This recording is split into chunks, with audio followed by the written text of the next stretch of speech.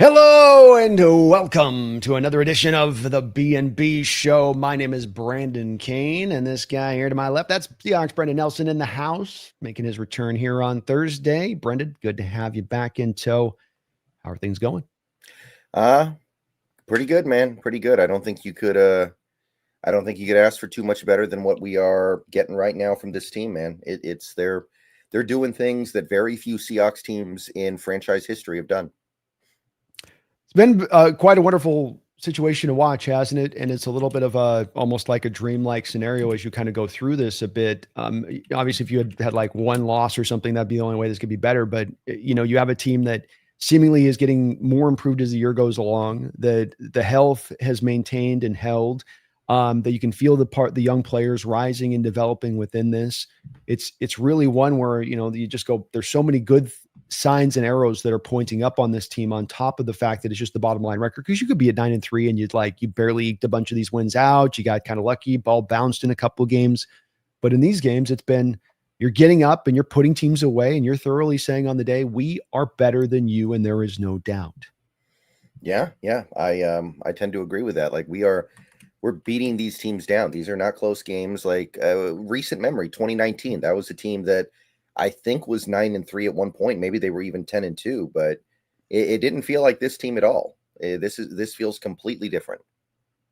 Yes, it does. Top three scored offense, top three scoring defense. Defense actually number one, in my opinion, when you kind of take out some of the offensive short field turnovers that they've thrown to the defense. They'd be by far the number one scoring defense, if not for like half of those freaking turnovers.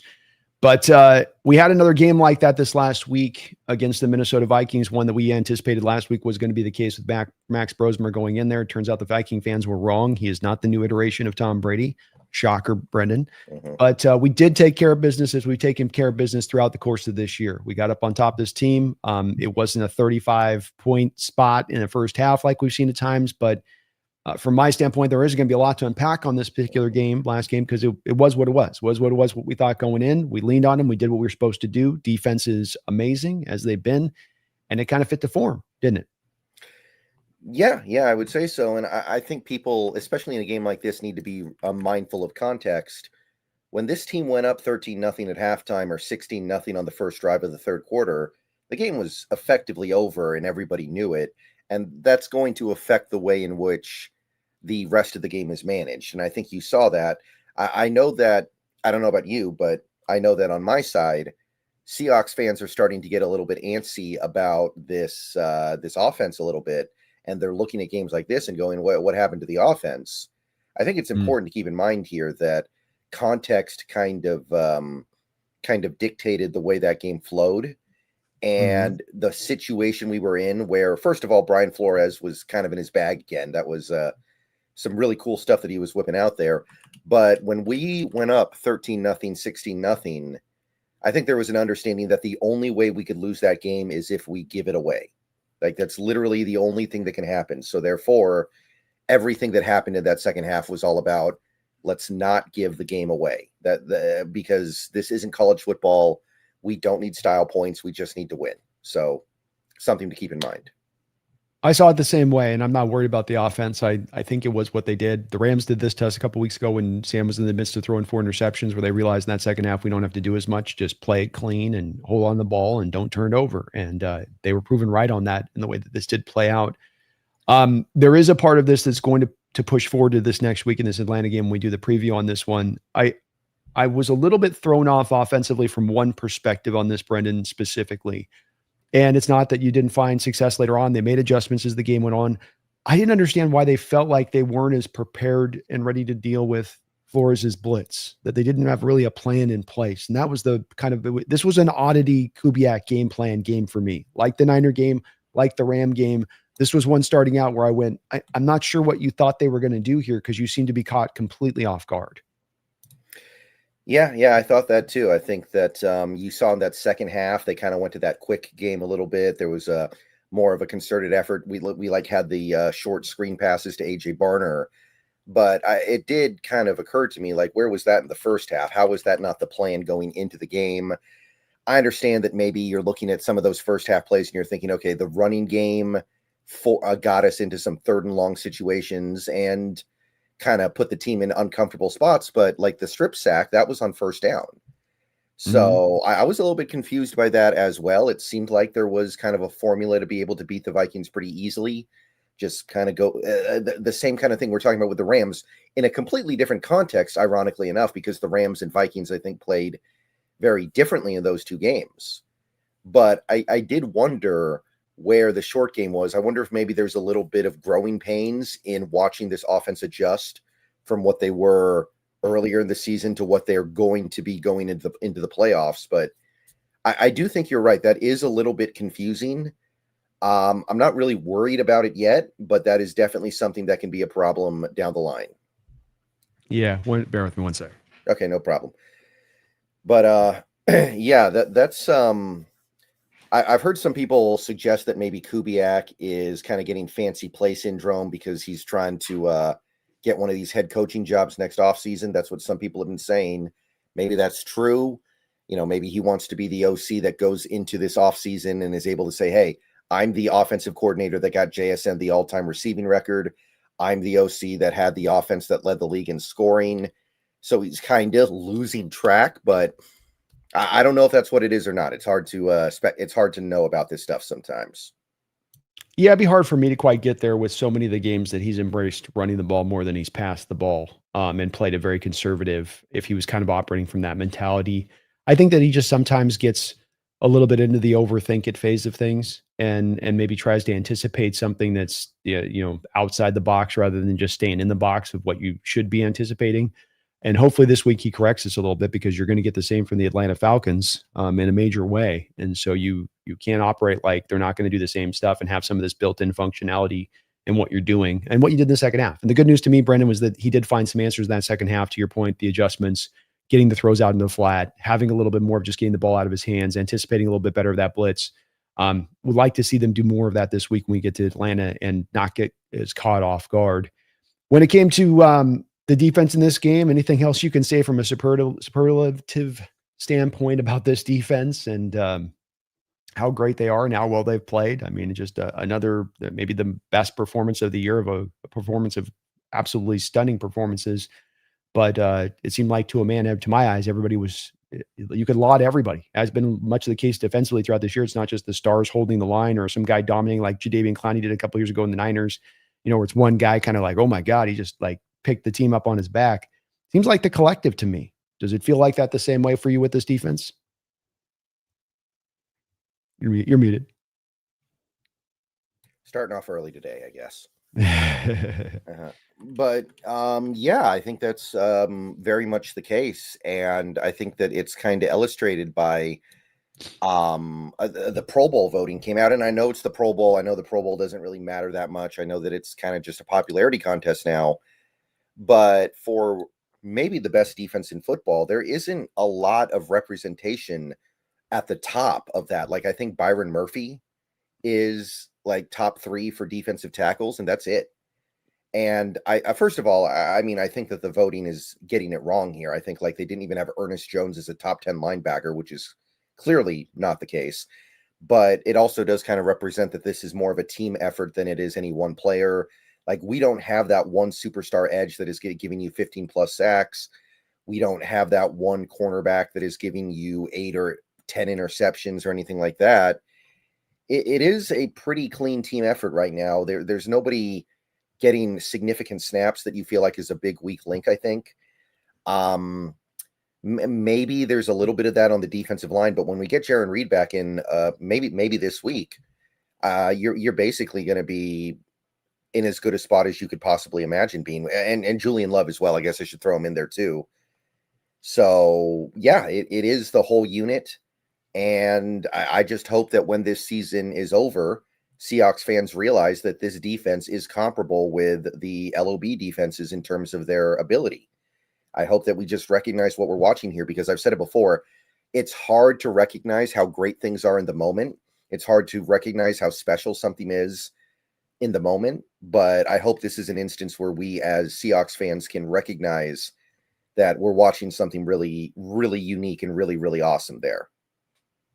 We really are. And it's a defense that's complete all the way across the board, from generating pressures and sacks to turnovers to limiting the rushing attack to limiting the passing attack. It is a full meal defense without any kind of weaknesses right now, to your point as well, potentially getting into its most healthiest of shape at the end of the year. And that would be a hell of a thing to be able to have in your back pocket as you go in the playoffs. Is that in addition to that? I mean, we may even have Riley Mills thrown in the mix on this. Who knows? So it could even be even better than that. We'll have to see. Anything else about this game you want to talk about or that jumped out to you in this win? Oh, you're muted. You've got to be kidding me. I feel like Max Brosmer, man. I feel like Max Brosmer out there. I'm staring down this pass rush. I'm trying to get the ball out of my hands, and The I'm just heat's losing getting to you, track. brother. Yeah. Sorry. They're heating them up. Yeah. I do want to go back to this offense a little bit here, because again, I think the thing that I'm really kind of trying to discuss a lot on my channel when I'm talking about this team is the offense, because I feel it, right? I feel that panic starting to settle in, that, what happened to the offense? Why aren't we scoring 35 points a game anymore? Why isn't Sam Darnold throwing for 500 yards a game? Why isn't this? Why isn't that? And one thing that I've really been hammering on my channel and on Bleacher Report this week, the thing that's kind of happened over the last month, because the last month has been kind of it's been when the offense has leveled off a little bit. The running game has improved significantly, and over the last 4 games, we actually have the 10th best rushing attack in the league by EPA per play. So it's, remember, and in the first 2 months of the year, it was like 26th. So we had one of the worst rushing attacks in football. Now we have above average to good. And I'm really trying to emphasize that as we go through the rest of the season, because I think it needs to be understood that the way we were playing offense earlier in the season was fun. It was great. I don't know how sustainable it was. I don't know how sustainable it is to run the ball more than just about any other team for like 3.7 yards a carry and just kind of be, 2 yards in a cloud of dust over and over and over again. And then just depending on an explosive passing attack, especially when you get into December and January, when the weather gets worse. And it really goes back to me. This is one thing I've been talking about a lot, Rashid Shaheed, because I've noticed this too. Some Seahawks fans going, where's Rashid Shaheed? We traded for this guy. He's got like 4 catches in 4 games. What's going on? Why isn't this guy getting the ball? And one thing that I've spent a lot of time on is this guy has changed the way opposing defenses play us, and it has made the passing attack less explosive, but I think it's opened up the running game to where we now have an offense that is more sustainable into January. I don't know how you feel about it, but I think that what Shaheed has done to opposing defenses is worth more than what his production could be if he was getting the ball thrown his way more. Yeah, and I think that with Rashid, I always thought that this was a little bit of a patient thing that you had to take with him on letting him develop mid-year with the team, because he's coming on with Sam and he's coming on with an OC. And Sam, with the when you're this deep in the season, you can't just go off to the side with Rashid Shaheed and be like, let's go throw 50 balls here on the side so I get my timing with you. Some of this is at this point with a quarterback, you're protecting their arm and the number of throws that they have on that so they can practice fully. And so you're having to kind of acclimate him here on the fly in live fire drills, so to speak, when it sort of counts. I do think that his impact has been felt. You could feel it on, for instance, the Jackson Smith and Jigba touchdown to the Titans last week, where you have Rashid running an over route. He runs the over route and he pulls the safety down into him. And that in pulling that safety down into him, then that's what opens up it over the top. So, actually, Brendan, I got this actually. So why don't I just show it to you? You know this play, I'm sure, but why don't we just show the people what I'm talking about? All right. So, from my perspective on this, yeah, you're right about that impact and how that's come along. Here we go. I got this here. So, okay. So let's take a look at this really quick here on this play. That's the first part. Sorry. That was the wrong one. My bad, Brendan. Live show, Brendan. You know how this goes. I want to show you this, though, because this is to your point. So it sort of serves to what you're talking about. Offensive play called 2 Titans. There we go. Okay. So Rashid Shaheed's at the top of your screen. So he's at the top. You're going to end up with a single high safety because the other safety picks up Jackson Smith and Jigba on this play. So watch Rashid Shaheed and then watch the single high safety on this play, Brendan. So if you just watch that single high safety here, initially, he's going to Jackson. Initially. Sliding back, he's going to be that deep, but then he reverses form midstream because he goes, oh, wait, he's coming with the over route. I got to run up on that. And that's Shaheed there and Shaheed's open on this. I think partly he sees look at his guy, the cornerback stumbles here out of Shaheed's break. See the cornerback fall? So he sees the cornerback fall because of the nice break by Shaheed, forces the safety up, who was probably on this play supposed to ideally be sliding back to depth, but he reads it on the fly that he thinks it's going to go under, and that's how you're able to get that play to go. Play at regular speed here again. Drives over the top. So Shaheed, to your point, is, yes, having an impact to a degree. Is it the catches and all of that? No, but some of this comes back to as well as we had another game this week where you're pretty much decided to stop passing the ball about halfway in the second quarter, which was kind of about what we had last week with the Tennessee Titans. And a part that people have got to factor into this passing attack is that when you're going to have the lowest volume passing attack in the sport, probably, and that's what we're on pace to just about have, or, minimum as far as attempts go, you're probably not going to be putting up a top 5 amount of yards. You're not going to be up in that spot. So the fact that we're still a top 3 offense in this sport right now, despite so many of these games where you've basically dialed it back for at least a quarter and a half through those whole games offensively because you're conservative and you're just trying to get the win out. You've got the win in hand, basically. I think you got to think about that a little bit when looking at this offense and have that where we take a little bit of a grain of salt with this on how they're playing. And your point about the run game is absolutely a salient one. The team has gotten better in running the ball in recent weeks. You can feel it. The stats back this up. We thought that this was also the way that this was going to work because this is a detail-driven running game. So it's one where the finer-tuned details of this don't get learned in week 2 or 3 for a new coaching staff coming in. They're ones that might take you through most of the year to have these offensive linemen finally learn that timing, get that cohesiveness on point, get that exact. You see it on the double team on the Cowler up, Barner double team on the Zach Charbonnet touchdown run, Brendan, where that timing of Cowler up coming down, first hitting the double team, peeling off the double team, getting onto the safety on the top. That's that timing and detail stuff I'm talking about, which you don't just master out the jump in the system because it is so detail driven and the timing is so hard to quite get down exact. So I think it's perfectly fine. The last point I'll say on this, Brendan, is that defenses tend to come a little bit more forward as the season goes along, as the weather gets more worse, it's a little colder. Defenses tend to catch up a little bit more to the offenses. Offenses tend to stay out ahead of the defenses initially in NFL seasons. Yeah, I think that some people looked at Rashid Shaheed and thought he was going to come in here and be some big time playmaker, catching 5-6 passes a game, 120 yards, long touchdowns. But when I look at Rashid Shaheed, I see a guy that is changing the way defenses play against Seattle with his talent that is opening up this offense to become more balanced. Because I'm going to say it again, we're in December now. We're going to be playing in January. Hopefully we're playing in February. A lot of these games that we're going to play are probably going to be in open air stadiums. Like what do you think is going to work in those games? If we're playing at home, open air stadium.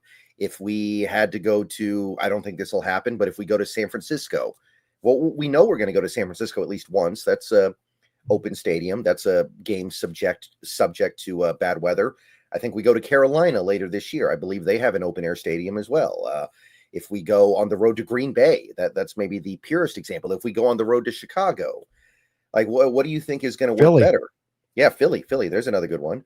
What do you think is going to work better? The offense we had earlier this year, where you would just run the ball into a brick wall over and over again and then throw it to JSN for big plays, or an effective rushing attack that is actually able to balance things out, and a receiver core that is forcing the defense to play a little more honest, a little bit more too high safety.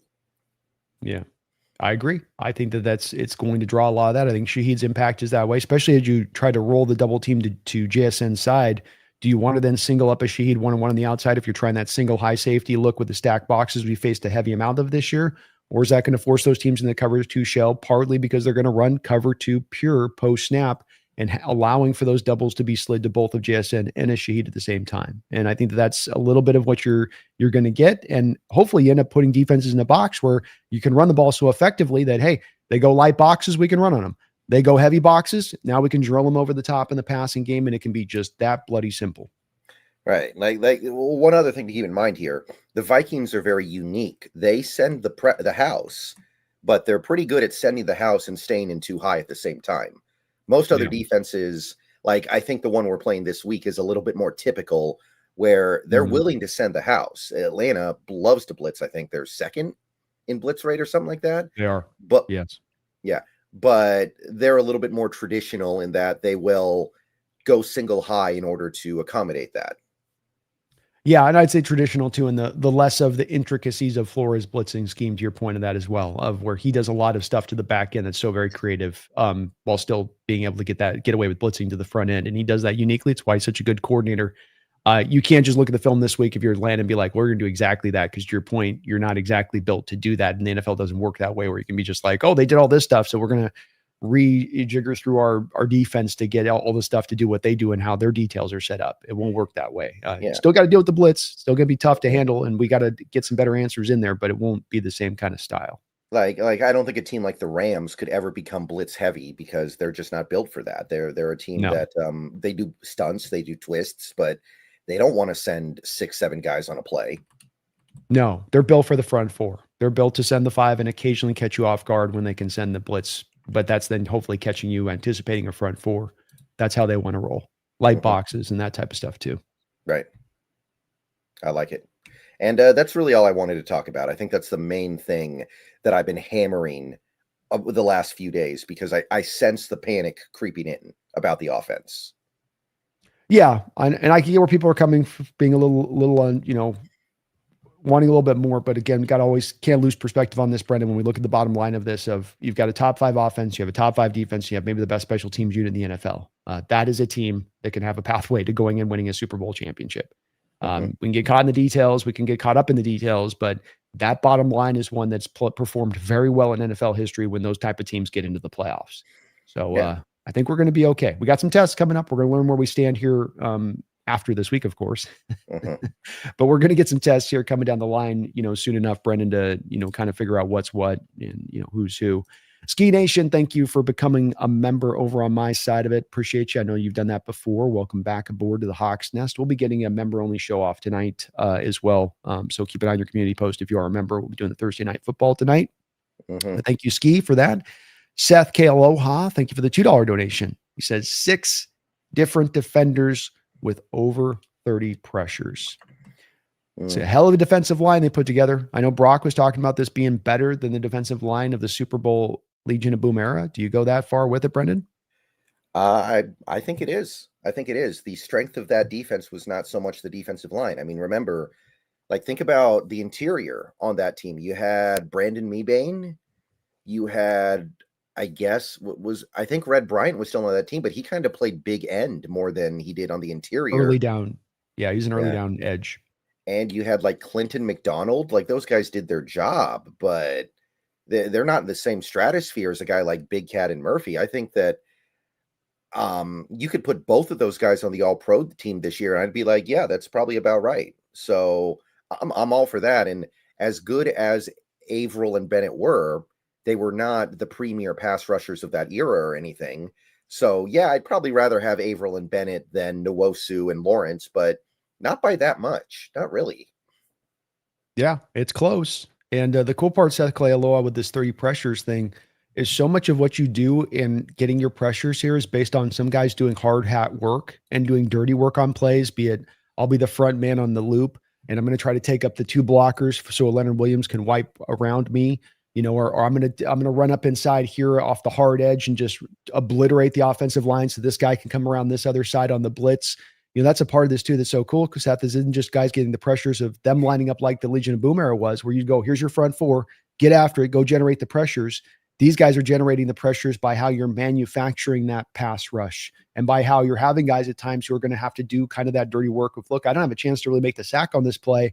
I'm just going back there to just kind of do the dirty work so I can free up my teammate to get free. And they've all bought into that, Brendan. And that's part of what's allowed this defense to execute at this high level, because it's hard for those, you ask defensive players, right? Hey, you're going to take this snap off of pass rushing. You're gonna get dinged for this probably. Like PFL before I ding you on your grade on this. People will go, well, why didn't you have more pressure on this? We're gonna remove one more opportunity for you because you're gonna have to come in here and do this. But they've all done that to a man, and that's part of why this team's gotten to where they've gotten, is the buy-in too is complete and all across the board. Yeah, it's special. And again, that's why I just hope people realize how special what we're watching right now with this team is, because it's hard to realize how special something is until it's after the fact, I think. But I think we need to understand how unique this is, because, again, I don't know if this defense is better than the LOB defense, but it's not far off. LOB defense in its 2 years of going to the Super Bowl was not putting teams away like this every single week. You weren't putting teams away in the second freaking quarter, which is what we're watching. I mean, just putting them to bed. So yeah, I think we got to appreciate it, man, because these kind of Ds don't come along all the time. Stephen Penor, thank you for the $2 donation, says RD is a Super Bowl machine. Love the channels. Thank you for that, Stephen. And they are Super Bowl worthy. They're Super Bowl ready. Getting healthier down the stretch, Brendan. Isn't it so cool that this defense seems to get better and better and better? But then also you can see the potential. Look, we got to play some games. There'll probably be some injuries here too, but at least on paper, you're set up for the stage of to have every one of these defenders in tow by the time you get to the end of the season, that you'll have even your backups in play, from your Tyrese Knights to your Jaron Reeds, ready to roll at that point to provide the depth in there. And that's hard to get to that stage at the end of the year after having the kind of year we've had, isn't it? Yeah, it is like that 2013 team, because that 2013 team, they had injuries, they had problems, but by the end of the year, basically everybody was there. We were missing KJ Wright a little bit, and that's it. Everybody else was there for you. It is part of this, right? As much as we don't want it to be, a big part of this NFL thing is having injury luck at the important moments. It is. And it can be random when it bites you. And it's something to where it's like your snake bit, can't get around it. What's going on this year? Why is it happening? So we're having kind of a good year on this. Credit to the Seahawks training staff as well, though, for being able to make this happen. It's not by accident. It seems like they've definitely found the right combination to keep these guys right. And their approach to how they deal with injuries and all of that has been very impressive this year by, we had all those years at times back in the LB days, late LOB days, teens, where we'd have teams get decimated by injuries too. Yeah. Some of that comes back to, I think, too, we don't have those extra snaps. It's not as much the bend but don't break defense. It's not as much here's all these extra snaps on your back defensively that you have to carry throughout the course of the year, which puts you much more susceptible to those injuries, because you're able, like in a game like this, to keep a DeMarcus Lawrence to 20 snaps in a game by having the comfortable win. I got to think that that's going to keep these guys fresh as we get down the home stretch too. Yeah. D-Law played 20 snaps in that last game. Barely qualified for a lot of the pass rush win rate stuff, because you have to play 20 snaps to qualify, and he barely made it. So that's going to help. Leonard Williams played 29 snaps. You got to think this helps, because there's been a couple of these games this year, right? And it's just like that adds up. That stuff stacks up over there. That guy's just a little bit fresher at the end of the year, a little bit more rare to go. I wonder about a Jaron Reed, an older guy in his 30s. You've given him the opportunity to have that 7-8 games off. Now, can he come back and be a bat out of hell when he gets on the football field, because he just feels fresh as hell, as fresh as he ever has at this time of year in a given NFL season? I kind of wonder about this. And maybe it's a little bit me being hopefully optimistic, Brendan, but it does feel feasible. It feels realistic to me. Yeah, think about how shredded the 2014 Seahawks were by the end of the year. And, if we have even average injury luck at the end of the year that year, I think we mow through New England to the Super Bowl. Think about what had to happen. Michael Bennett, it was Cliff Averill gets the concussion. Cam Chancellor's playing on a leg that doesn't work.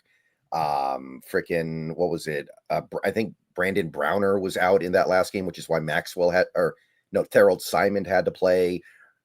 So much stuff going on in that game. And by the end, it was like they had no chance defensively. No. So even that was early LOB. That wasn't even late stage LOBs. So sometimes you just need those things to go your way.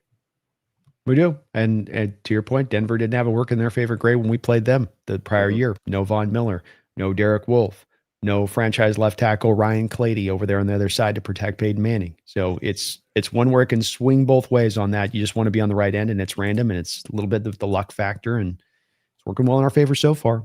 Richard Stewartson, thank you for the $5 donation. Richard, he says, I got my new Seahawks jacket today. I am delighted. Well, congratulations there, Richard. Hopefully it's a snazzy little jacket out there. And they got some cool ones out there. So we picked up a good one on that. But thank you, man. Appreciate the $5. Upo with a $5 donation over on Brendan's side says, did you all hear McDonald Barbecue Grub, not by name, on his radio show? Can we agree to never try that experiment again? Yeah, I did. I did notice that. It was like he was talking about how, you can't just call plays. You need to actually like call a game. Like you can't just take every play individually. It was something like that, right? Yeah, and I do think you're right, Upo, in that it was a bit of a shade to a Grub. I don't think he was trying to like actively go at Grub, but it was just something that was on his mind that it had been stuck in his craw probably since last year. And it's something that we heard about with Ryan Grubb, and that he came from the college scene thinking that, this is a little bit about, mismatches. I've got DK Metcalf. He's a mismatch. I'm going to attack that mismatch with my play calling, as opposed to you've got to attack play calling to coverages. You've got to attack to what a defense is doing and trying to hit them where they're going to be light and weak. And Grubb seemed to have that college background where it's like wide hashes.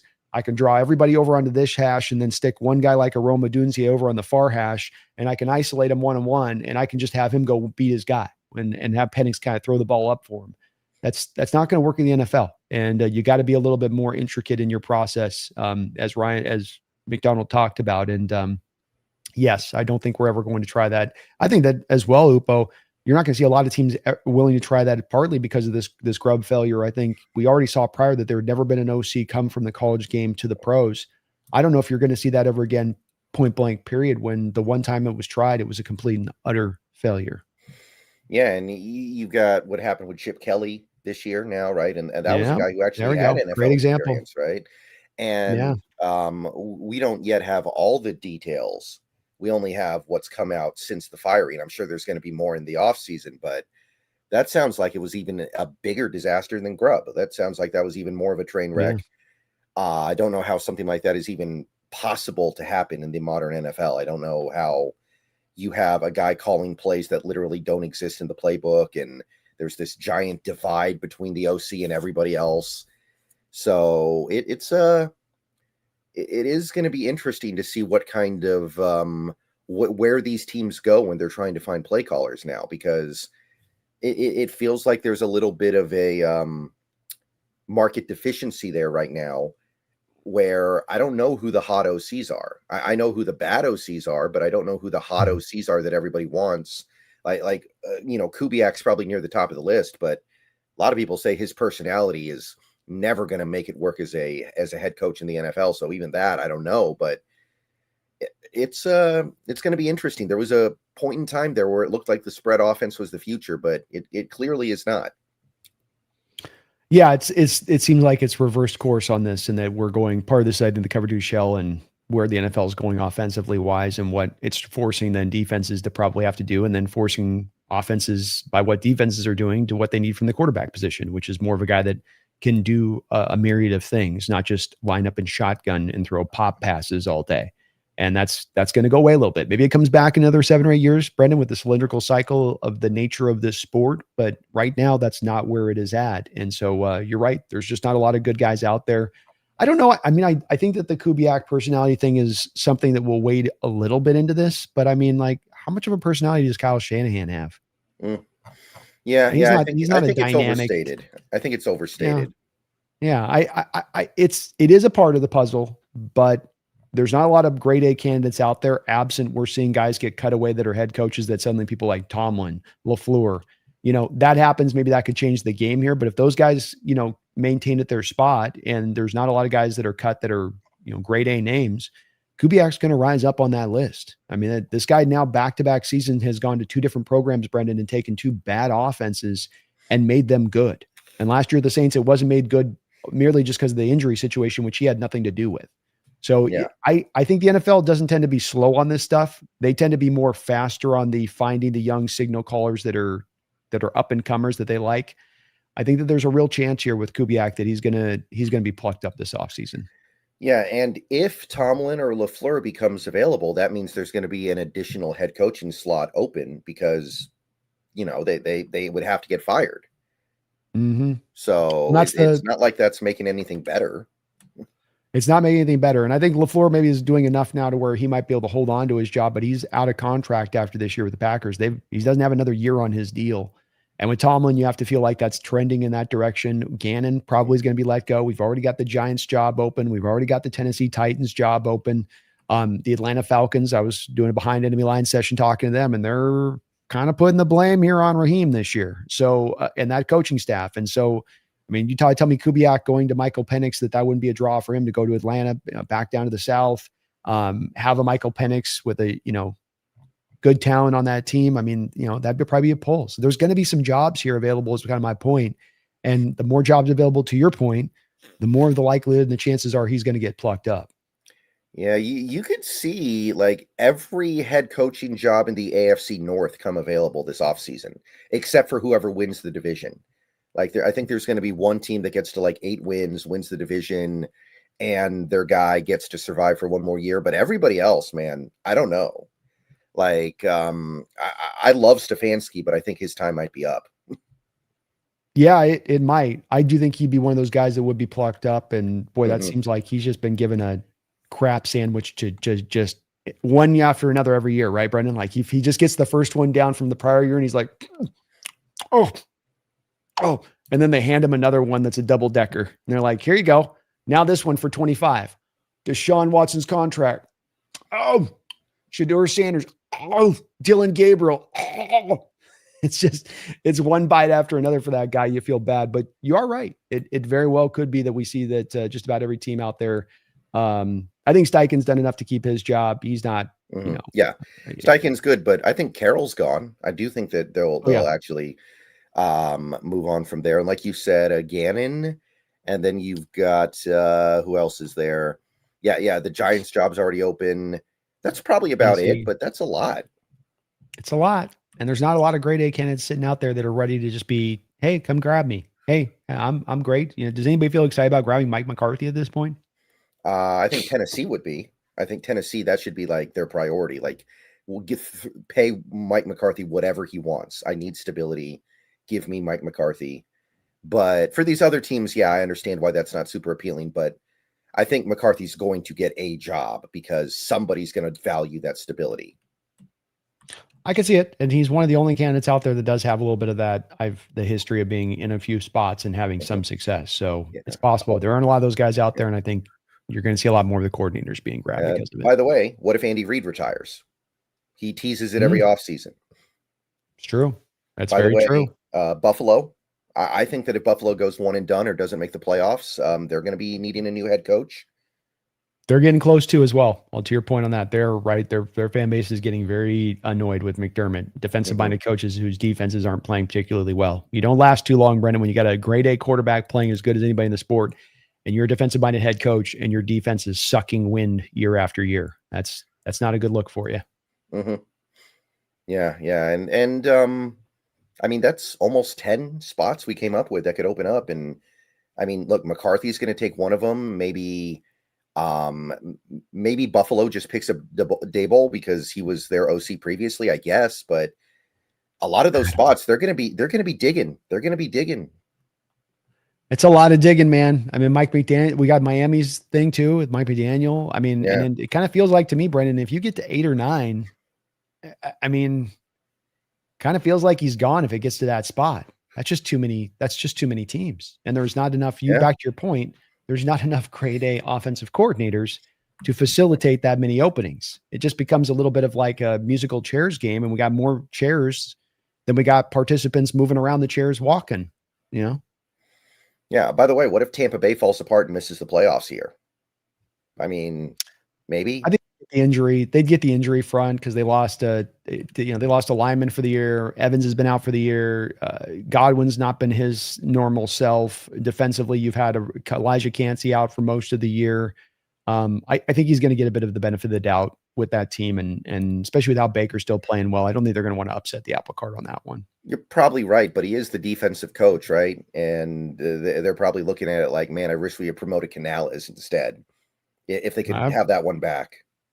Maybe so, or maybe the Duval guy as well. Oh yeah, he's great. He's great. Lost him as well. Where's my? Hold on. I got to do my Duval shot here. Duval. Sloby1. Thank you for the $2 donation. It says, "Go Hawks. F the Rams. We win in the West. We win in the West, Brendan. Are we winning this thing? Are we running the table? I'm feeling it a little bit, man. I'm feeling it a little bit. You know, the Russian got cut last week in Carolina. The Russian was cut. There we go. Mm-hmm. There we go. Yeah, if it bleeds, we can kill it. If it bleeds, we can kill it. We can kill it. Yeah. So, I mean, I know we can't do all the same things that Carolina does, but I think it did kind of expose some issues with that Rams team that you hadn't noticed for a couple months. They stayed committed to the run, Brendan. We didn't stay committed to the run against that Rams team. I mean, that's what you got to do against that light box is you've got to run the ball. You can't get pass happy. So they stayed in the pocket. That's a little bit what Carolina does. And big for us, man. It's going to be hard to make this happen down the end of the run because you're going to have to win every one of these games to do it. But I do feel like right now we control our fate at this point. Chicago's going to lose another game. They are going to lose another game with that schedule. So you win out here. You've got the number 1 seed, the number 1 bye. And I don't have to tell Hawk fans how big a benefit that'd be to us going to the playoffs. Right. Mumbles, thank you for 37 months as a Hawks Nest member. I appreciate you for that. He says, Brando, are you going to get Jesse? I love Sam Darnold hat. I might have to do that instead, but I do have one big monstrous hat that I'm going to put him in. I did another hat bet, Brendan, with the Niner on the Roundtable. So lost in the week 1. I'm going to recoup some of my pride. He's opened the door with Bosa and Warner on the bench now. So I feel pretty good about the bet now as much as ever. So I got this big monstrous hat, man. I'm going to do Mumbles that I think is going to look really, really good. Yeah. So he mentioned I got to cut out the top for his hair or something. Yeah. If we need to win that game and we don't win it with all the injuries the Niners have. And by the way, I'm starting to think they're playing the lesser of their 2 quarterbacks anyway, even regardless of any injury stuff. That's a little sad. I think that would be a little bit sad if we can't win that game. I would agree with you. They've had our number with it, but I thought you should add the game in the first game of the year. But this one, there's no excuses. You got those 2 guys out in Bosa and Warner who have given you fits through the years. You should be able to just waylay them at that point. So hopefully so, man. Hopefully so. And then if it comes down to that, that'll be a lot of fun. But I think I'm going to put him in that big old hat. I'll try to see if maybe I can mock up a I love Sam Darnold hat because he's a very anti-Sam Darnold guy, Brendan. He can't be sold on him.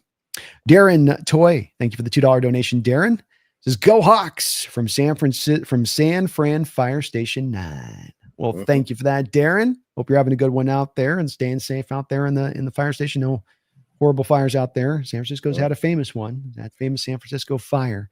But thank you, man. Appreciate you watching and tuning in the channel. And thank you for the donation. Phoebe, thank you for the $2 dono. Says, where did this elite pass rush from D-Law come from? Well, I mean, D-Law has been this good as a pass rusher before, but it was a long time ago, and you definitely didn't think it was ever going to come back. He's 34 years old. Like this is pretty wild. Yeah, it is. Guys don't tend to have this reinvigoration of their career this deep into it. Feed me. I think there's a couple of contributing factors. Number one, I think in both a guy like him and Leonard Williams, I feel, and 2 guys that have not had any real success in the NFL from a team-based standpoint, who are as hungry for it as I think you possibly can be and want it. I think that's the first part of it. This guy came here. He told us this is one of the reasons he came here is I want to go win a Super Bowl. I think players say this a lot. And sometimes we go, yeah. And you roll your eyes and you're like, he's BSing us. I think he meant it. I think Leonard Williams means it. And I think that's a part of that is that you're getting these guys motivated at a level where they understand that their football life is not going to last forever. And that it's winding down and their opportunities are winding down. And do you take full advantage of that and do everything you possibly can to try to maximize that? I think these guys are. And the other part of it is that you've been able to keep his snap count down. I think with the Cowboys and through his years there, that there was a lot of just keep running him out. They're running him out there. They don't have the greatest of rotations. I think you got him wore down a bit. I think that contributed to the injury front of things. I think here you've been able to manage that load and not only allow him to perform at his best, but now be still fresh as we get down the home stretch of the season. Right. Imagine if we get to the playoffs here, the NFC title game is Seattle, Green Bay, and Dallas doesn't make it, and they got to watch Micah Parsons and DeMarcus Lawrence in the NFC title game. Feels like it could happen too. Feels like a realistic possibility. I think they're on the outside looking in from the Niners' perspective on this one. They've got a relatively easy schedule, but they put themselves so far behind the 8 ball on this one as it stands right now. Then you meant Cowboys, right? You said Niners. Yeah. Sorry, I meant the Cowboys. Yeah, the Cowboys put Yeah. themselves on that 8 bowl with this because as I run the numbers and the math on this, I just don't know that there's a pathway for them unless some team really falls back in a major way over the next couple of weeks. I'm terrified of them though. If they make it, like they got 2 elite receivers now catching the ball from an elite quarterback, and that defensive line, I'm like, I do not want to deal with that Dallas team with Quentin Williams now. I'm really hoping they get left out. I do not want to handle that team. I'm terrified of George Pickens. I'm sorry.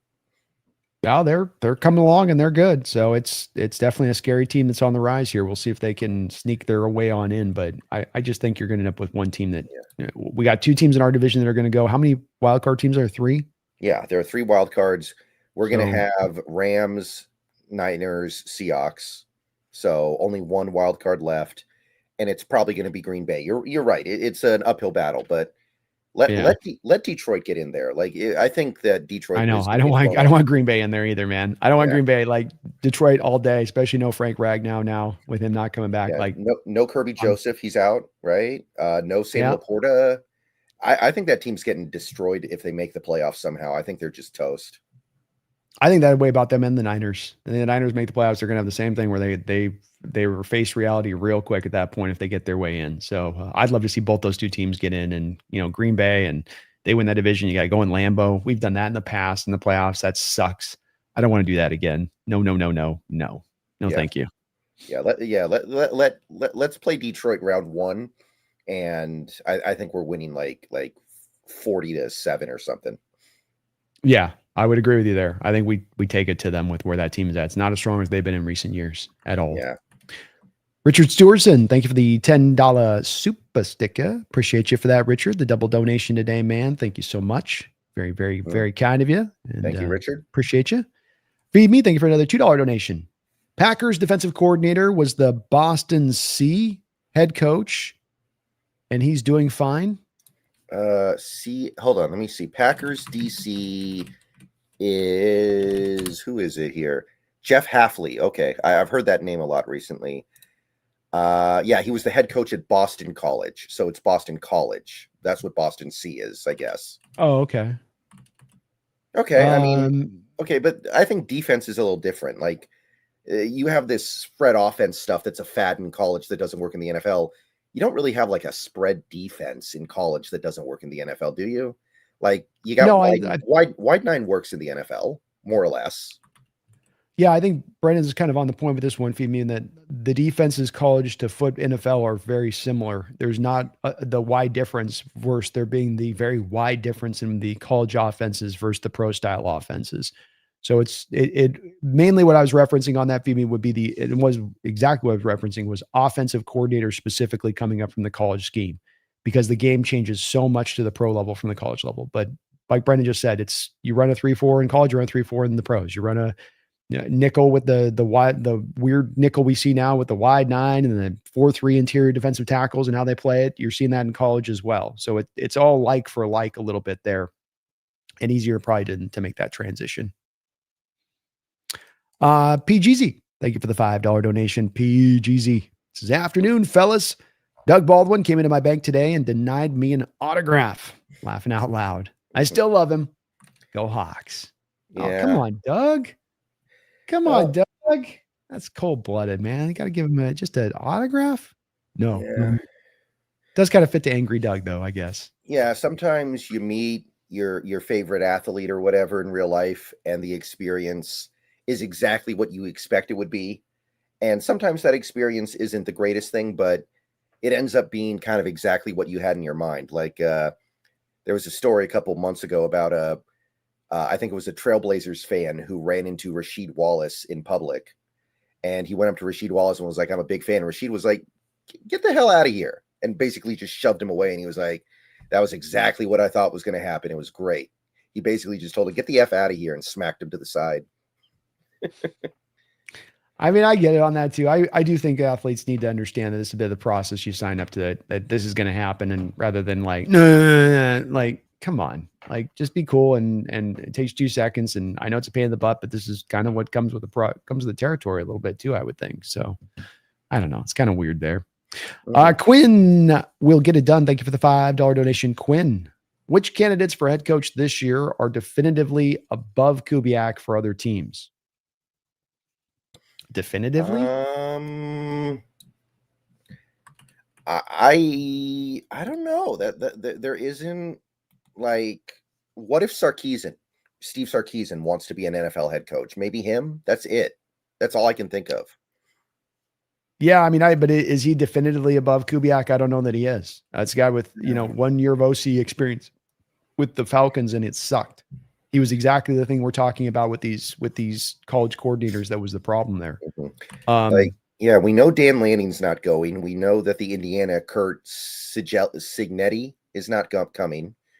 We know that Ryan Day's not coming, I think. So who's left? I mean, nobody from college. So I think McCarthy might be more appealing to a certain team like the Titans, somebody that just wants stability. But to most teams, I think Kubiak is more appealing. I don't think Belichick's appealing at all anymore. Yeah, this is tough. Maybe somebody like Stenovich from Green Bay or Udinsky from Jacksonville, but I don't know if they're more appealing.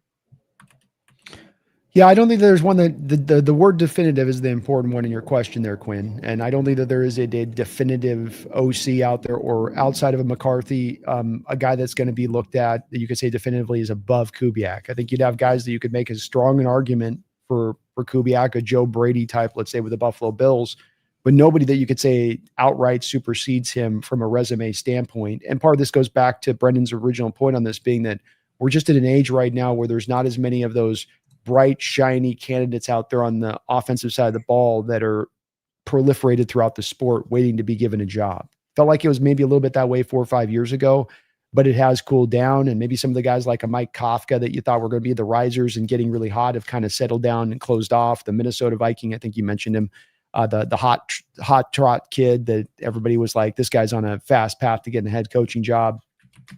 He's another guy that's been mentioned. All that's got a little bit quiet.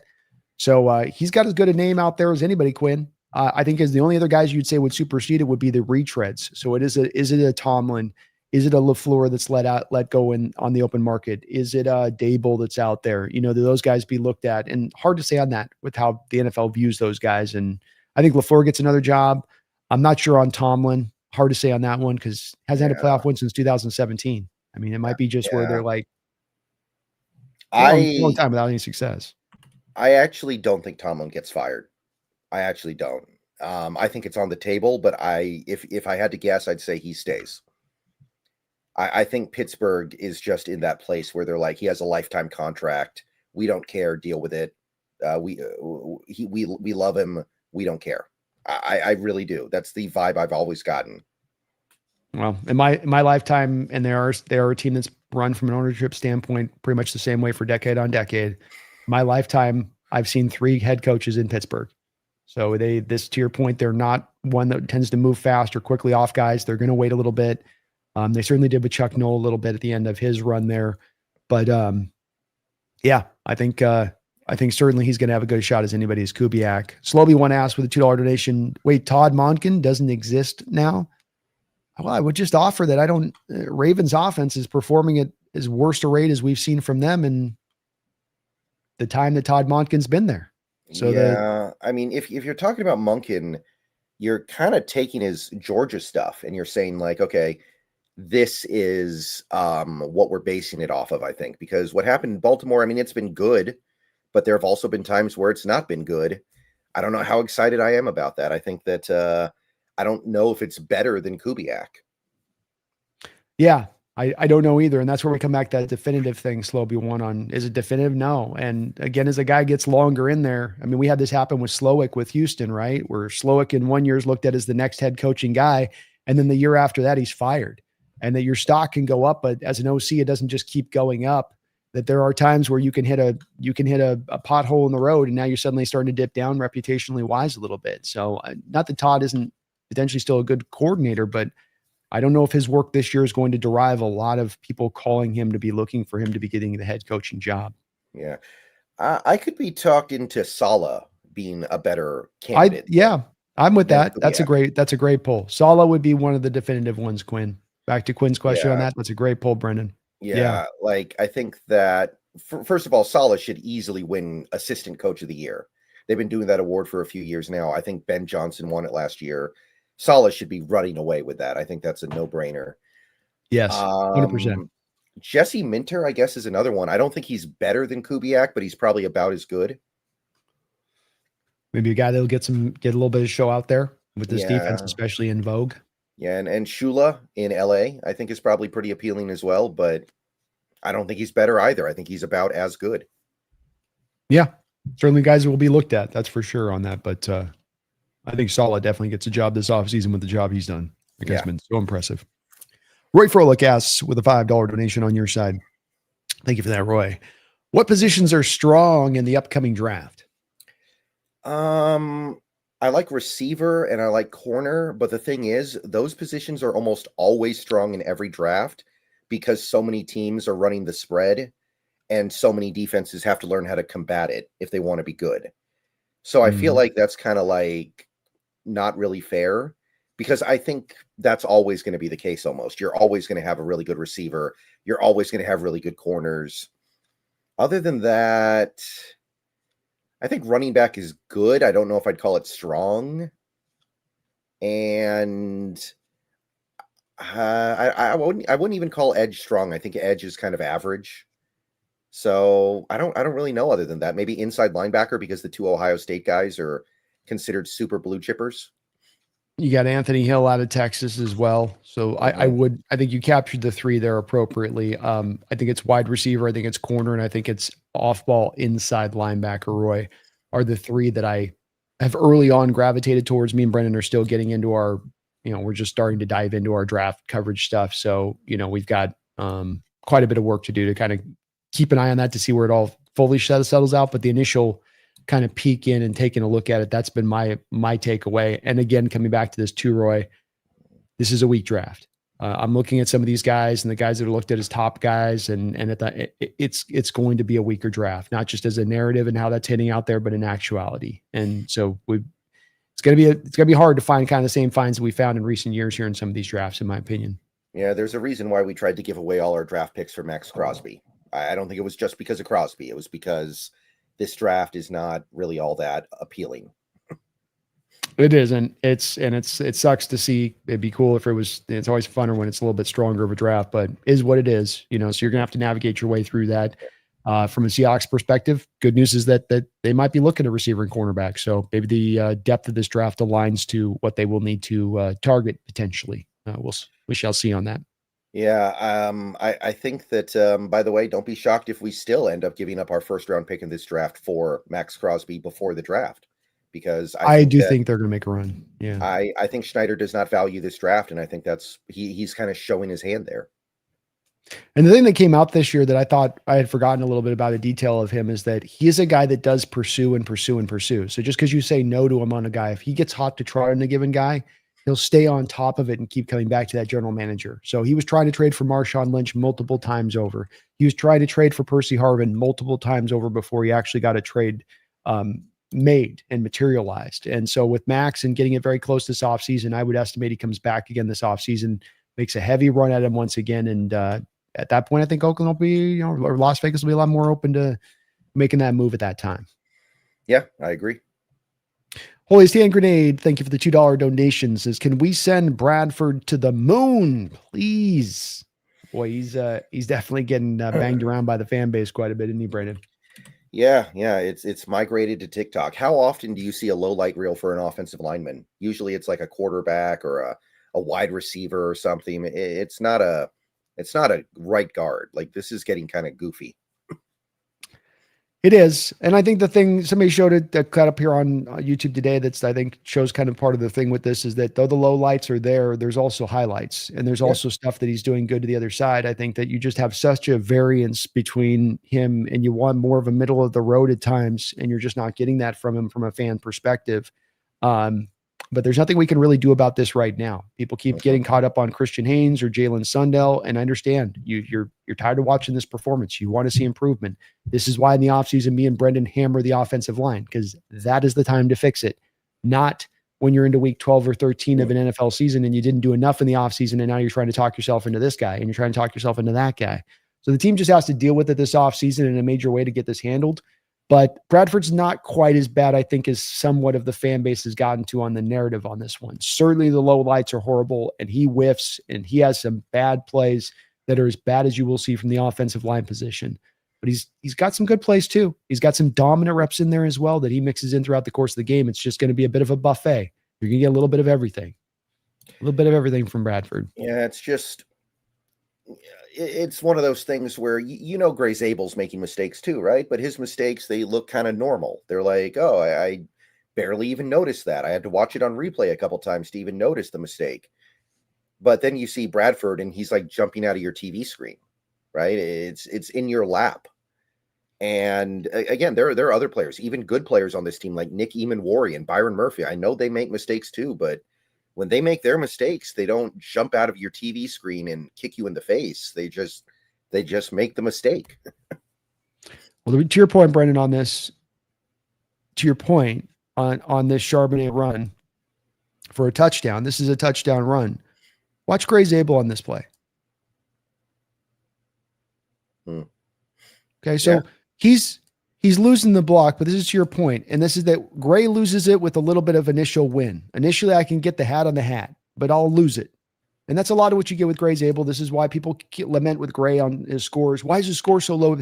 Because, yeah, he gets initial win, but he'll get the loss a lot. Guys will slide off the block a lot in the run game. Bradford will just get the complete whiff. And so you want that little sustainment. If you're going to have the loss, you don't want to have the complete whiff. It's the worst part of what shows up in his game. It is a part and parcel what you get with Bradford, but we're just going to have to kind of ride, I think, with the ups and downs of this throughout the year. Cause I come back to this again, Brendan, saying if the point of this was that Haynes or Sundell was the better option, you would have run with that option prior to this point. I know Bradford had the injury, but before Bradford had the injury or Haynes had the injury, but before Haynes had the injury in training camp, he was being trotted out there as a center. So the teams told you already on this one that we kind of know Bradford's not the answer. We didn't do enough this offseason. We kind of sold it as we've done through many off seasons. The guys that we brought in to try out there, being a Haynes hasn't worked. We're just going to have to kind of like punt this through to get to the other side and hope we can get it rectified this offseason. So I get that it's bad, but it kind of is what it is too. Their hand grenade where we're going to be stuck with this through the rest of the year a little bit. And every team has some guys that are not pulling their weight, even the really, really good teams. Like, the Rams, look at what Emmanuel Forbes did in that Carolina game. And he's not a good player, but they lean on him. And sometimes he does play well for them. And they're just going to hope they can get through the season without him costing them a playoff game. That's right. Upa with another $5 donation over on your side says, I know I'm a week late, but is Cam Ward the best 1-11 quarterback of all time? I'd trade the farm for that guy. A Marshawn Lynch situation? Make it happen, Jess. I did see a tweet from Polymarket earlier today, and it's Polymarket, so you don't have to take it super seriously. But what it said was the Titans are not ruling out taking a quarterback in this draft, which, I mean, I have to believe that's clickbait, but it did kind of make me think that, like, maybe they don't love this guy. Maybe Cam Ward was the guy that Callahan loved, and the new head coach they bring in won't. Stuff like that happens all the time. Yeah, it's hard to pair a coach where you walk him in and you say, you have to take this guy on and you have to make this guy work. And the coach is like, I kind of okay with that. Like this happened to Gannon with Kyler Murray. He walks in and you're going to accept Kyler. I don't really like that. Tough. Do you want the head coaching job or not? I guess I love Kyler Murray. You don't want to do that to a new guy you bring in. You want them to have their pick. It would be weird for them to do that in a year where the quarterback class is not exactly looking stellar. I think Cam's got everybody outpaced in this draft from a talent standpoint, in my opinion. But yeah, he's probably one of the best all-time 1-11 quarterbacks for sure. He's the truth. He played a great game against us. It was that's as hard a game as you're going to have to play from a rookie quarterback position. 40 pressures on 42 passing attempts. Not an easy day at the office, especially without any receivers and a piss poor offensive line, a bad defense. But I think he is the truth, and I think he's going to be a good player in this league. Yeah. I imagine that he will be good. Other 1-11 quarterbacks, it doesn't happen very often. Like maybe Peyton Manning was 1-11 that rookie year. Maybe I was thinking that too. Yeah, I don't think they won. I think they won more than one game, but they went good, 3-13, but maybe they were 1-11 at one point. I don't know. It's possible. Definitely possible with that one. Weren't the But Seahawks he's awesome. Weren't the Seahawks really, really bad Rick Myers rookie year? Because he did win Rookie of the Year, I think. But I don't think we were 2-14. You ended up. You might have been 1-11. You ended up at 2-14, I think, that year. So you might have been might have just been 1-11 on that one. So yeah, right? it's hard to be that bad. It's hard to be that bad. I remember, it's a complete fluke. They're not 0-12. Complete fluke. It's true. Very true. But thank you, Upo. Appreciate the donation, and I don't think you're going to see the Titans move him after just 1 year. That's a very unusual situation, especially for having a successful year on a bad team like he has. I'd be blown away to see them do that. But NFL's weird; you never know. And Brendan's point about a new coach coming in there, and do you want to force him to take this quarterback on that he may or may not be in favor of? It's a good question to ask on that. Well, let's turn this over here, Brendan, to the Falcons game, and thank you everybody for all the donations. We just got all caught up. And let's take a look at here this Falcon team. It's a team that has got some guys in IR on the defense. They're not awful in an injury standpoint, but a few injuries. It's been a team that went for broke, trade their first round pick this offseason to the Rams because they thought this year they would be a contender. And Brendan, they have not been a contender. What is your outlook on where it's gone wrong for the Falcons this year? Sometimes you just have to go all in when you're holding 8-4 offsuit, I guess. Sometimes you just can't resist. I guess not, man. I guess not. Come on, River. Come on, River. You know, if a good player does it, it's called balance. If a bad player does it, it's called bad play. But if a good player does it, you just say, "Oh, he's balancing." By the way, that's every time you see a good poker player do something bad, you just say, "Oh, he's balancing," and it's like a catch-all. Don't even think about it. Oh goodness. But it's really, really strange. You mentioned Raheem Morris earlier. I do think he's probably pretty bad at this. I don't think he's really cut out to be a coach. He's a great interviewer, apparently. I guess he's really good at those interviews, but not a good coach at all. Obviously Caleb McGarry going down before the season even started kind of set them off on a bad first step. Caleb McGarry, one of the best right tackles in the league and a big part of what they're trying to do. Kyle Pitts still isn't the Kyle Pitts that they were hoping they were going to get, and he's basically their number 2 receiver. So their offense, which has some talent, is not as stacked as you would have thought. I think those are probably the main things I would point to as of right now, because you look at it, Bijan's been great. Like you were talking about Bijan a little bit earlier. He's been awesome for them. Probably a top 3 running back in the league right now. And I don't hate the way their defense plays. They do some really cool stuff on that side. They're probably a little bit light up front, which is why they get run on. But I love the fact that they have near the league lead in sacks. They have like 41 sacks. And no one player has more than 6 sacks. So they get it from everywhere. Everybody's chipping in. It's kind of like our defense in that way, I guess. Mm-hmm. Kind of. Yeah. But very, very... very much spreading it around. But other than that, I don't know. It's like sometimes this team goes out there and looks great. Remember, they blew out Buffalo in a primetime game. They were kind of the first team to really set JJ McCarthy off on the wrong path when they beat him up in week 2. And there are moments, but it's I think it just kind of goes back to that whole thing of they're not really as stacked offensively as you would have thought before the season started.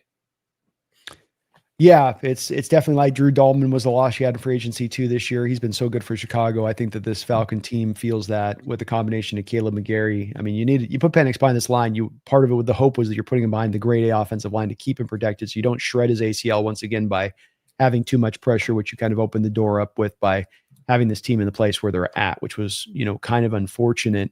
Let's turn it to the defensive side of the ball first thing on this, Brendan. But let's first give a shout out to the sponsor of the show here. All right. The sponsor of the show is going to be the Sleeper app. That's right. And Brendan will let you know about Sleeper as I get this rolling. All right. Well, Sleeper is the best app out there right now for daily fantasy. Get on over there right now. You can pick over-unders on all kinds of fun stuff, not just in football, by the way. Obviously, we're all about football around here, but there are plenty of other sports you can do. There's real-time chat. There's live stats. There's a news feed, so you can keep up on all kinds of sports stuff, even outside the context of daily fantasy. But get on over there. Remember to use a promo code. We have NEST or SBN. Either code you want to use, you're going to get 100% match up to $100 on your first deposit. So get on over to Sleeper, give them a shot, and enjoy sports the way they were meant to be enjoyed in 2025. Terms and conditions do apply. Please see their site for details. You can see here on my picks this week, we got a 50% profit boost that they're throwing out there on top of it. Part of why I love this app is they've got a lot of these little individual items to make it just a little bit better than your average app on that side of it. I got Kenneth Walker going over 60.5 yards in this game. Bijan Robinson going over 66.5. He ran for 120 last year against this defense. Kyron Williams coming back with the Rams. They didn't run the ball enough against Carolina. They doubled back down to running the ball this week, in my opinion. He gets both a touchdown and over 66.5 yards as well. Like my picks, Brendan? Yeah. I feel like that's probably pretty good. I mean, Bijan 66.5 seems low for him. He's really good. I know we got a good run defense, but that seems a little bit low. It does to me too, especially considering he had the success he did last year against this defense, which, it's got a couple parts added, but by and large, much of the same defense you're going to be putting out there this, upcoming week. So you can take a $5 bet here with that 50% profit boost, and it can be moved all the way up to a $50 win if I'm able to get this ticket to cash on in. So please do utilize Sleeper today, as they've been so kind to sponsor both me and Brendan. Again, using either of our code SBN or NEST. And there's just one other extra where they will also give you a free, no deposit needed, just create a login and they will put $20 into your account. So $120 from me and Brendan to you, and you show some love to the channel at the very same time. Please utilize Sleeper today. Yeah, do it for the people. Do it for the people, baby. Do it for the people.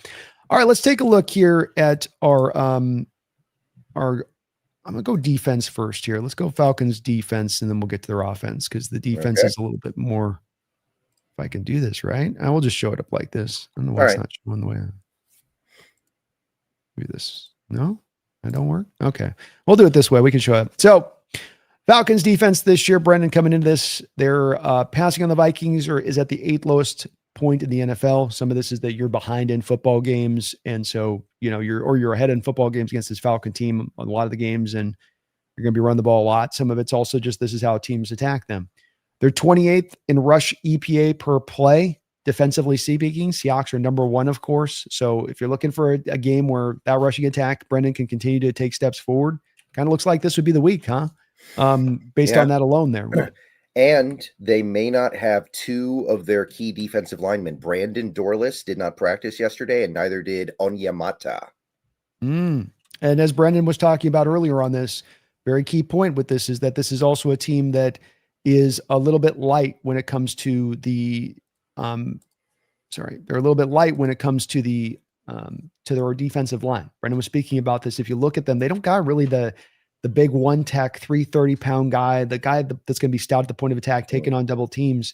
They're a little light. I mean, they kind of quasi run a couple of 3 techs out there for you. And this is, I think, part of why teams have been able to find so much success, Brendan, in running the ball on them. Yeah.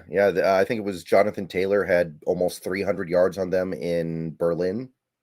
Like, that's the kind of stuff you can do on this Atlanta team right now. It is. They are allowing the 11th lowest average separation on routes run. So AJ Terrell and Hughes out there, the cornerbacks are doing a good job. Their nickel defender's been pretty good, but they are beat up there at their nickel position as well. Clark Phillips down, Brendan. So we're not going to get a replay of JSN and his 300-yard game back against Utah in the Rose Bowl against Clark. He toasted that guy that day. Toasted him. All time. Kind of the cool part about that day, Brendan, is not only did he have a great day, but he did it against a guy that was going to be an NFL corner too, as well. Right. It wasn't just against a guy at Utah that's going to be a, factory worker or whatever down the line. Like, he did against somebody who was legit. Yeah. George Michael 60 on Future Milkmen. That's right. Exactly. There's guys that do that. They are really good in pressure, first in time to pressure, while Seattle's a little bit of a slow, they're a high pressure team, but it's slow the pressure to get there. So one of the places that I am concerned in this game, Brendan, as far as this matchup, is that when the Falcons, not only do they create pressure, and it's on the back, as you can see below on this, if they've got the second highest blitz rate in the NFL. So they oftentimes are doing it on the back of sending extra, but they get there fast, not slow. And that's going to be where we saw last week, the Vikings getting there so fast, how many problems that provided our offense, especially getting into those passing lanes. It's one place I'm a little bit worried coming into this game, Brendan. Yeah, that is something. I will say I think this Seattle team has done a pretty good job of beating the blitz this year in general. Minnesota, that Minnesota game was a little bit of a to me a little bit of an aberration. So if they want to send the house, then I'm willing to take that risk. But at the same time, I am hoping that Seattle learned from that game against Minnesota and they are going to have options for Darnold to get the ball out of his hands quickly because yeah, this paints a very clear picture of what Atlanta likes to do. It really does. And that's going to be the key on getting this defense is how you deal with that blitz, how you deal with that pressure. Especially like Brendan said last week, didn't do a very good job on that. The team is also fifth in limiting yak. So both they allow very little separation in the routes and they also limit down the yak on both of those two accounts. I don't think Seattle's really reliant necessarily on either of those two things necessarily from the receiver core, but interesting nonetheless. They're also 12th in EPA against the pass, EPA per play against the pass. So that's on the better side of things. So they're pretty good about defending the pass is what I'm saying. They get pressure. They don't allow a lot of separation. They don't allow a lot of yak. They don't give a lot of yards up necessarily in the air and how that they've structured up while blitzing at a high rate, which is pretty cool for them on how they've been able to do that.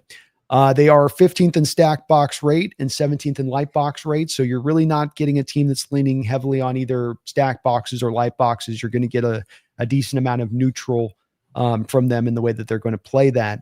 But you see this data, Brendan, and what does this data tell you about how you've got to attack this Falcon defense? I think you got to run the ball. I think that you run the ball and good things are going to happen. I will say playing in that Atlanta dome, you can kind of turn the game into a track meet sometimes, but I don't know if the formula is there for that. You know that they're probably going to be hanging back. They're going to have two high safeties because of the Shaheed factor. So I think you got to just keep grinding on that until they do something different. And as this game goes on, maybe they do start stacking the box a little bit more if you can get up and you're really working the ball well on the ground, and then maybe you can take some shots. And again, the blitzes are going to leave them vulnerable to maybe you making a big play down the field, but I'm trying to run the ball until they make me do something else. And I don't know if it was a factor last week, Brendan, but it's a place that I think about coming into this game. Whereas if I'm anticipating a team that's blitzing at this high of a rate, I've got to, from a Kubiak standpoint, get that play call into Sam early in the play clock and give him an opportunity to get up to the line of scrimmage and be able to have that little bit of an extra beat of time to read what's coming up in front of me, to be able to change protections, to be able to maybe catch them showing their hand on the blitz a little bit early when they're going to blitz that much. Because if you can catch the hand of the blitz, if you can see where it's coming from, makes it so much supremely easier to then be able to have the protections in place and have an answer on a hot route that you can go get to versus trying to get up there fast and right as the play clock's kind of winding down and trying to get the snap off. Yeah, I like that too. I feel like we've kind of gotten away from that in recent weeks just a little bit. So I like that idea. And overall, like we're talking about all this stuff with this defense. It's still not a very good defense, I don't think. So I'm liking our odds, but if you're saying what we're supposed to do specifically here, I think you got to keep running the ball. And we're trying to get to a place where the run game is really, really good and dependable by the time you get to January. 100%. And I think you got to flex into a little more of the screen game. We didn't work a little bit of that until the second half of that Vikings game. I think you got to work that in here, Brendan, as well. The throws out to the flat in space to guys like Kenneth Walker or Charbonnet and let him just work in space at times and embracing that, as we saw in the second half of the game last week. Utilize these concepts early is kind of what I'm saying, Brendan. Don't do this late in games. Get this right from the jump. Have this built in, and because you can anticipate this from the Vikings because there is such a high frequency in how much they're going to try to bring that pressure fronts up at you. Yeah, and if they don't have Dorless or Onyemata, then they're going to be scrambling a little bit on that defensive line. Those two guys, I think Dorless plays about 30 snaps a game, and I think Onyemata plays close to 40. So they need those guys. If you can, really quickly, I got to use the bathroom real quick. Talk a little bit about Xavier Watts and Jesse Bates here from the safety position for the Falcons. Be right back. Right. So I think that Jesse Bates was a former stud safety for the Cincinnati Bengals when they went to the Super Bowl. So he was a very good player. And he got a big free agency contract a few years ago when he left Cincinnati. I don't think he's been quite as high profile since then. He's still certainly a good player, certainly one of the better safeties in the league. But I don't think he's been quite as recognizable since leaving Cincinnati. He was actually on the team the 2 years they went to the AFC title game. And since then, they haven't even made the playoffs. So they do miss him. But he has been definitely very good in Atlanta. And I think that you have to be very aware of him, even as if the Falcons are in single high, you have to be very aware of the fact that he might be able to make a big play in coverage. And Xavier Watts, I know a little bit less about, but I do know that this safety tandem is pretty good overall. I think that my main focus is Jesse Bates because he is kind of I don't know if he's a superstar, but I do think he's a star in his prime. And he's part of the reason why Atlanta feels liberated to send as many blitzes as they do, I think. With the safety play back there and Bates and Watts. Yeah. I mean, I was talking about Bates. He was a starter on the Cincy defense back when they made back-to-back AFC title games. And he actually made a Pro Bowl in Atlanta. So I know he hasn't been quite as big a name since going to Atlanta, but he has been he's still a very good player. And even when Atlanta's in single high, I think you have to be very wary of him. You can't just attack him because, they got single high and think everything's going to work out.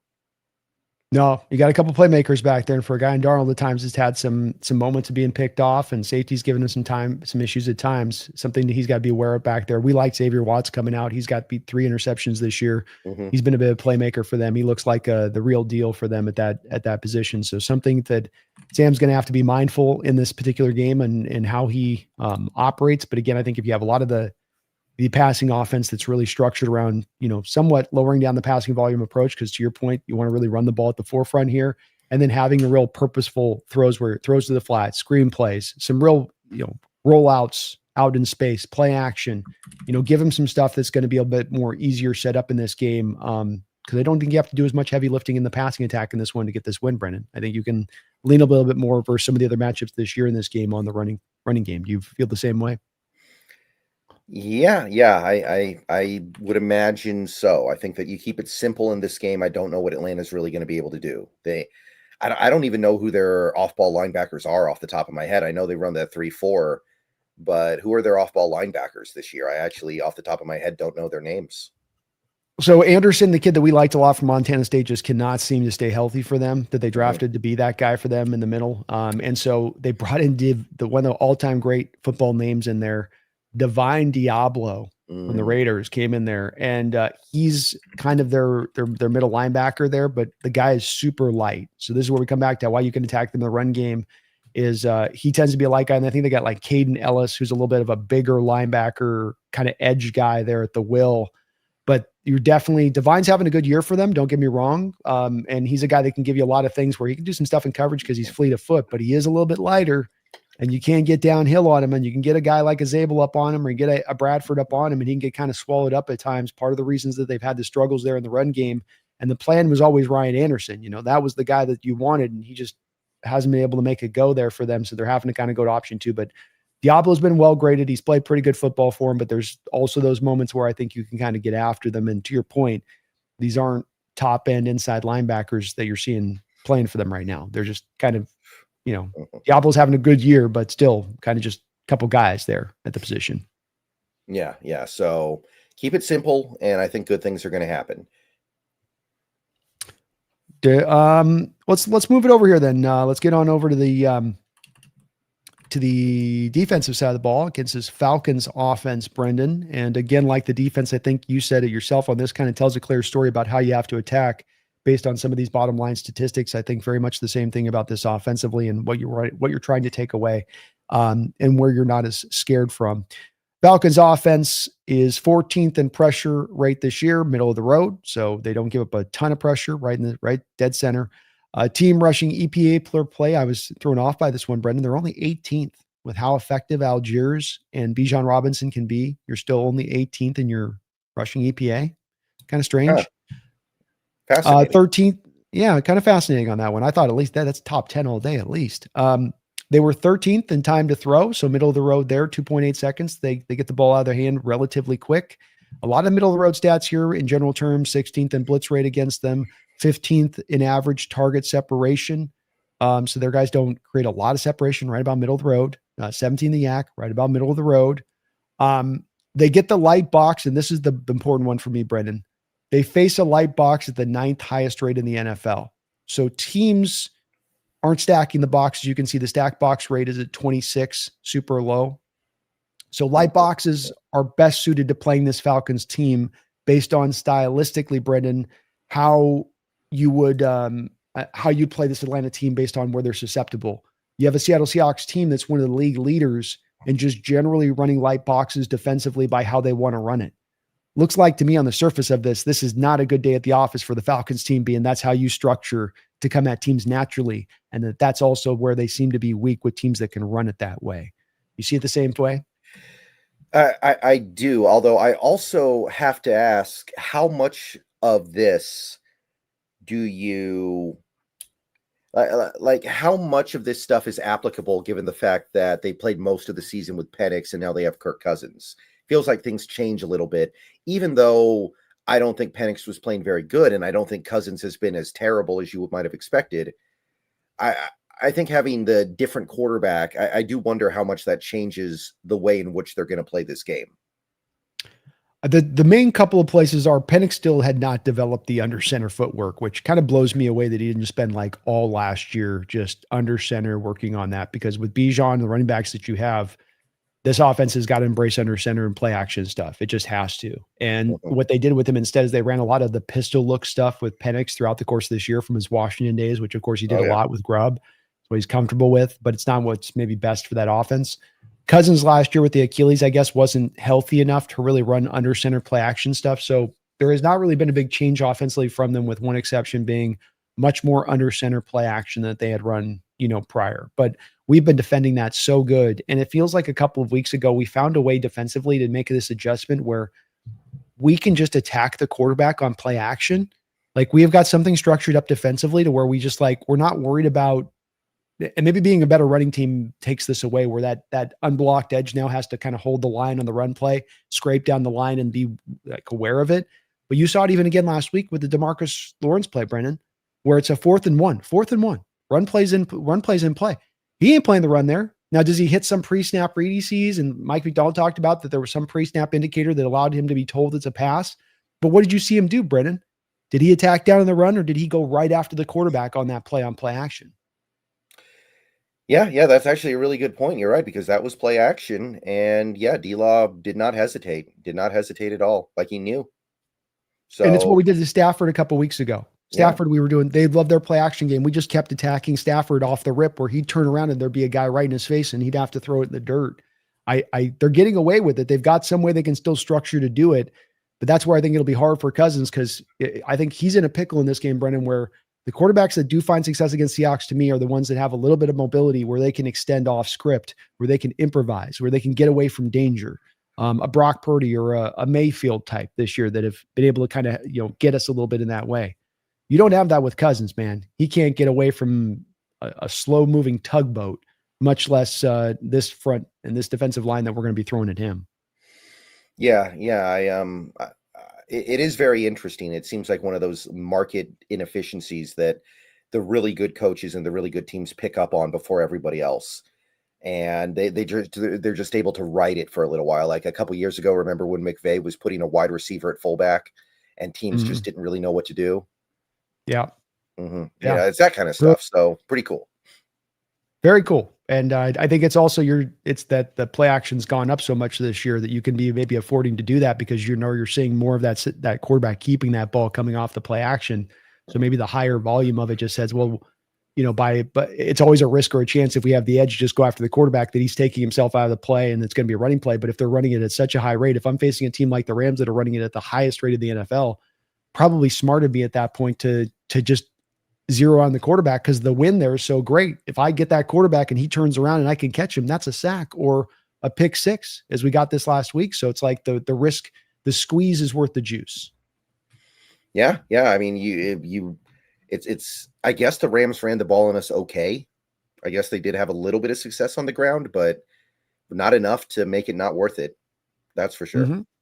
Yep. Not enough that we had to buy into it. It seems like we could still kind of play it up on Stafford. One more interesting part here, Brendan, that stood out to me, and that you talk about a team going in the wrong direction from a tendency standpoint for where the league's at right now, Brendan. This stat to me just screams it. 32nd in the NFL running inside, first in percentage of runs to outside at 74%, Brendan. 74% of the runs. So I want to see if you're buying onto what I'm selling on this. The league's transition to cover 2 shell. The league's transition to a lot of nickel. The league's transition to having that weird, wonky 4-man front now with 2 wide 9 edges and 2 defensive tackles that are lined up as like 4-3 defensive linemen. So the draw and guys like McVay that have embraced this is going back into A and the B gap runs to moving a little bit away from the outside zone. Not that outside zone doesn't have a flavor or place here, but you have to intermix your outside zone with gap-based concept. You have to intermix your outside zones with those A and B gap power runs. And what you're seeing with the Falcons is that they're just running zone pure. It's outside or it's inside zone, and it's running outside zone at that 74% of the time at the highest mark in the league, which this is something that just defensively to me, structurally wise, why is McVay and Shanahan gone away from outside zone? Because you don't have defensive ends aligned up in like the old Red Bryant 5-tech role where they're right over a tackle and that tackle can get his hands on that guy quick and eliminate him off the edge fast. So you can go kind of as an offense, capture that edge with your tackle because you've got the quick action, right? When I widen that defensive end out, Brendan, one step, 2 steps, 3 steps. Now that's much further that tackle has to get out to that edge to get to that contact. And the edge is also naturally out with a lot more width to be able to set the edge. He's actually just naturally already got the edge set. He just got to collapse it down in on it now this way. So now that's why that outside zone is not working as well. That's why we don't see the fly sweeps as much, quite frankly. Remember, fly sweeps were like how common they were? Like McVay would run like 7 of them and a half against us. Now he might not run one run, but 1 a game. And the reason being is because of that widened out defensive line you're getting. So the Falcons should be, like a lot of teams in the NFL, adjusting to getting back and balancing it out. But instead, they seem to still be leading into this like it's 2015 to Brendan. Does this add up or track to you? I guess the focus is just trying to get Bijan the ball in space. That's the only thing I can think of because they're looking at him and they're like, this is the modern day LaDainian Tomlinson. So we want to treat him like he is LaDainian Tomlinson. I don't know. You're right. It doesn't make a lot of sense. I mean, one thing that you learn when you watch the NFL long enough is that coaches are stubborn. They get it in their mind that they're going to do things a certain way, and they don't move off of that just because it doesn't work. Like they will stick to it because in their mind, it's the right thing to do, and they will not be moved off of it. So at some point during the offseason or maybe even last year, somebody told Atlanta, you got to run outside zone constantly, and they won't move off of it no matter what. Like you pointed out, they're 18th in rushing EPA with one of the top 3 running backs in the league. That doesn't make any sense, but the stubbornness here is just very, very evident, where this guy believes this is the right way to go. I'm going to ignore all evidence to the contrary, and we're going to go with it. Would you go to being the highest tendency in any route? We're going to be the number 1 team at not targeting the middle of the football field. Remember that one? Mm-hmm. And remember we talked about that, what that then does for defenses every single week. They can anticipate that from you from an offense when our prior offenses used to be like that. Because now what that defense goes is like, why cover the middle of the field? Why not squeeze the routes to the outside the numbers? Because that's where you're going to live. So likewise, Falcons might be amazing at running outside zone. They might be a top 5 team running outside zone this year. But because teams can so thoroughly anticipate the fact that that's where you're going to go run the ball, I'm now making you less effective at something you do really well. And while you're right about Bijan Robinson and what he can do on the outside, Brendan, you also have Tyler Algiers on this roster, who is a hammer, who is an A and B gap runner, who would be well suited for those kind of runs. But you're not utilizing him really in that way. And it's one of the oddities in looking at this Falcon team offensively speaking. I think you're right that they just got it stuck in their mind. But it's one of the places to me where you're definitely not doing yourself any favors offensively by being this predictable in how you're running the ball. And how much do you want to bet of the 24% of the carries that are inside? It's pretty much all Algier, and they're being very telegraphed. Like without 100%. Looking at it, I would assume that that's probably the case. I would assume that that's as well probably the case on that too. And this should help the Seahawks defense this week in being able to pinpoint, again, coming back to you're going into the teeth of our defense. If you're going to attack us, A and B gap, where we're a little lighter on that defensive line, the 6-man fronts, you get to width. Now you're giving Witherspoon and Emanwari time to come to rally up on the ball. And that's where I think we're going to be able to better handle their rushing attack at that point. Not that we're going to stop it fully. I have Bijan still going over 66.5 yards, but they're not going to be able to control the game that way and the way that they're going to need to beat us because of part of how they structure this rushing attack. Another place that I think they're going to be really struggling in, Brendan, is I think this is trending in the direction where Drake London's not going to play. Yeah, They've got a short. I've seen that too. Yeah, they got a short week to Tampa Bay next week. Feels like if the Jets game had been a win last week and they were still kind of really not just mathematically in it, like they're down to their last straw right now, but actually, hey, we're in it. We can still go on a run, but you lose that Jets game. And I think that as much might inform this injury situation with Drake, where they start to look at this and they go, do we want to get Drake like having potentially an ACL with his PCL injury and have it get worse for a year that's already kind of done, when we're going to be already kind of looking to next year, especially because there might be something in the back of their mind, Brendan, thinking, hey, maybe we want to make that second round pick a little bit better because we don't have a first round pick. I'm not saying teams think like that, but you kind of wonder if that might be a little bit on the back of their mind as they're like, we got some work to do and we don't have a lot of draft ammunition to do this. Yeah, and even if you take that out, why would you mess around with one of your best players in a game that really doesn't mean much to you? Like, I'm sorry, but Atlanta could win out and get all kinds of help, and they're still not getting in. Like 9-8 is not going to do it in the NFC this year. So, yeah, I think that Drake London will be out, and that means Kyle Pitts and Darnell Mooney are their top two receiving options. Because they've let go of Ray McLeod. Another place where Raheem Morris went weird here is Ike Hilliard, their receivers coach, was fired mid-year. Some weird internal thing going on there. Ike has produced a lot of really top-end receivers. Ray was one of the guys that was one of their consistent receivers on that team, but he was kind of intricately linked to Hilliard. So when Hilliard left, it seemed like Ray was also going to have to be released at that point. Now you lose Drake, and like you said, now you're down to a Darnell Mooney who's not having as good a year as he did last year for them right now. And Kyle Pitts, who's just kind of having just about the same sort of year, seems like every year there for them, where he's going to get about 600 yards receiving, and he's going to be all about still the tantalizing what he could be rather than what he actually is. And they don't have anything else around it. The other tight ends on their roster are blocking tight ends because that's not what Kyle does as well. So you have to have your blocking tight ends there to fill in around that. They're as light as just about as light, Brendan. They might even be in worse. No, they're probably about at the same shape, just about as where that Titans receiving core was a couple of weeks ago. Yeah. I think that's about right. I mean, I actually like the Tennessee tight end room a little bit better. They had Okonkwo and they had Helm. I like those guys. Yeah, it's true. It's true. They might have been a little bit better as far as in the totality what they brought tight end wise, but this is a place where I think you're going to struggle in this. You don't have any challenge on the outside from Seattle's perspective. I wonder if Mike will dial up a little bit of more of the stack boxes this week to deal with the rushing attack, just because he's anticipating that they can't do anything to us on the back end, especially without Drake London. So why not? And we know with Mike that he has certain weeks where he will institute, different plans of attack. And this might be one, if I'm from a Mike standpoint, I know we love to live in light boxes, but I might be willing. Kirk Cousins doesn't have the biggest arm anymore, doesn't have the mobility anymore. I might be willing to do a little bit more of the stack box split stuff this week than I would do on a normal weekly basis. You as well? I don't see how it can hurt you. I don't know who on Atlanta is going to punish you for it. I mean, what's their speed on their team right now? And Bijan's fast, but Mooney. Mooney's not. I don't think he's like a speedster or anything. He's not going to punish you down the field like a Rashid Shaheed type. No, not to that same level. Mm-hmm. So yeah, I'm all for it. I think there's a lot you can do in a game like this, and you don't have to worry too much about this Atlanta team being able to punish you with no Drake London. Indeed. And I think you've got to generate the pressure on Cousins. I don't think he always has been a guy that's always dealt with pressure great. He's got a little bit of that Sam thing that happens at times with Darnold, where he can kind of like just lose track of what's going on around him in the pocket and not always kind of inherently feel the pressure around him. So you got to get the pressure in on him this week. We obviously do a great job of that, but all the more reason I'm leaning into, from a game plan standpoint, stack the boxes a little bit more than you would tend to, just because you can get away with it because you're not scared on the back end, and it'll help you in stopping the run.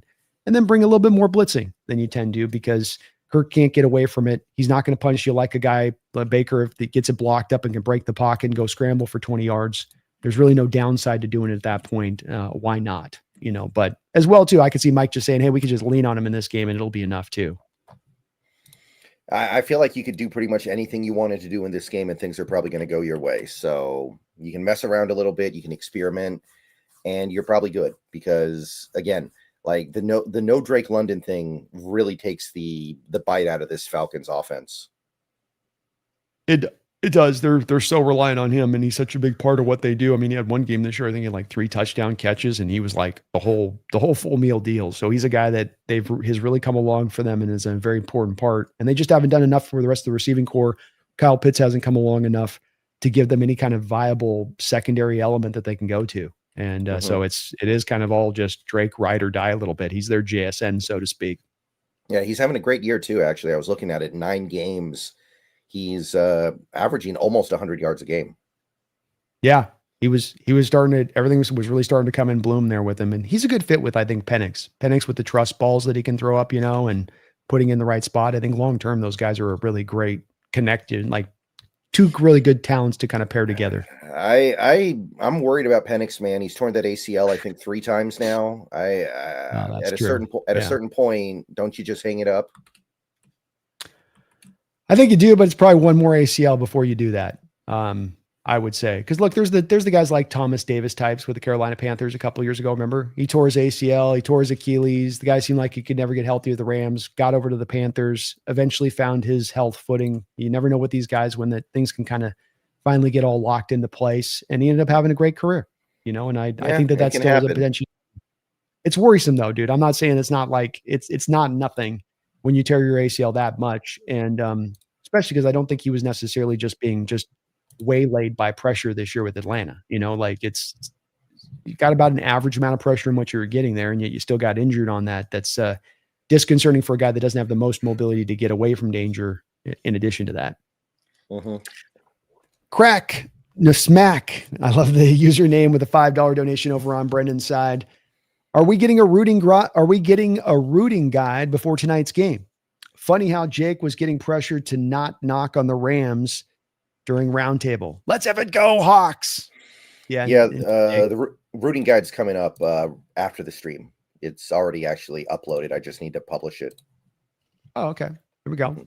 Who we want tonight? We want Detroit or Dallas tonight? I want Detroit. I want that Dallas team to be done. I need that Dallas team to go away ASAP. I watched that team play, and I'm like, I feel like if they just had George Pickens run slants the whole game, nobody would ever stop it. I think they could just throw a slant to George Pickens 35 times. I don't know what you do.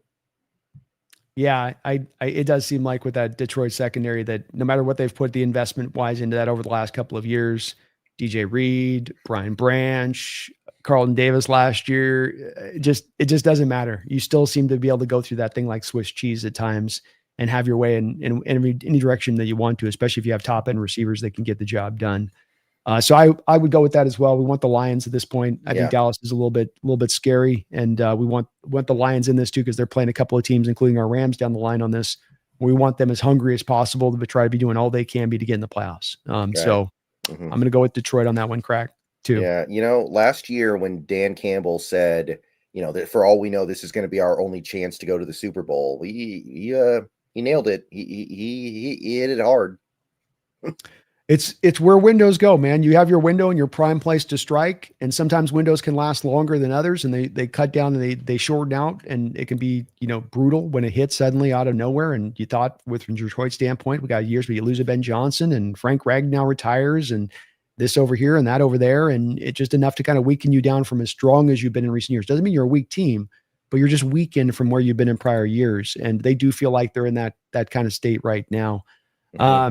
Jake was definitely getting the business from the chat for the Rams lost the Panthers there, and he owned it. People didn't feel like he owned it quite enough on that Crack, but he owned it in general terms as much as I think Jake can when it comes to his Rams losing, as he still does have those Super Bowl aspirations. But a lot of fun being able to do that roundtable every week with him, Crack, and good guys over there. Really good guys over there. I mean, at the end of the day, you're not going to win every game. You're going to lose sometimes. No. I don't think that Rams team should be like throwing in the towel on this season right now. They should still probably be pretty optimistic. I get it.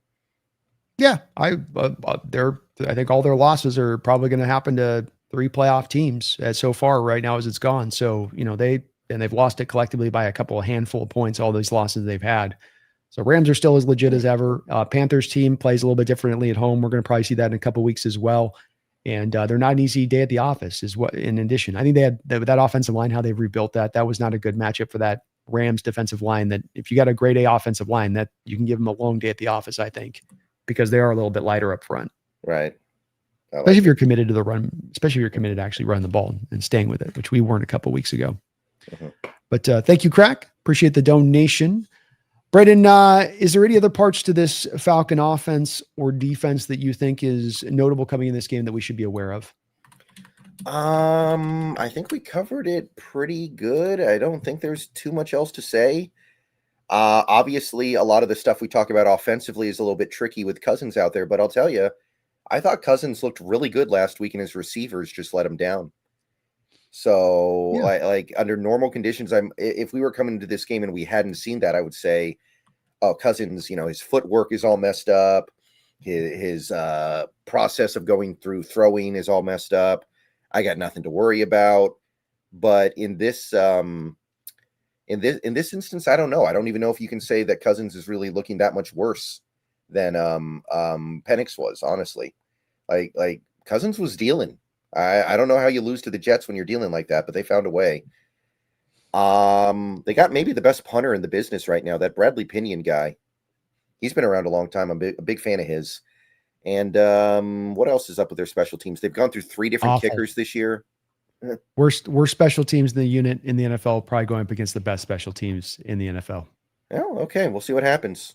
We'll see. That could be a recipe for something, right? Shaheed hasn't had a touchdown yet since he got here on punt returns, but maybe. This is a game where I think Shaheed busts out with a big return. I think that your special teams, this is the exact type of game where there's that much of a discrepancy between the two and how they're ranked and rated and what they get done. And I think you're going to feel that a bit in this game too, in addition to other factors at hand. Just makes it that much of a longer day at the office. And I don't know what Raheem's thinking, Brendan, because, those defensive-minded head coaches tend to always get the memo that they need to have their special teams unit on point if they're going to be a defensive-minded head coach, a defensive-driven team.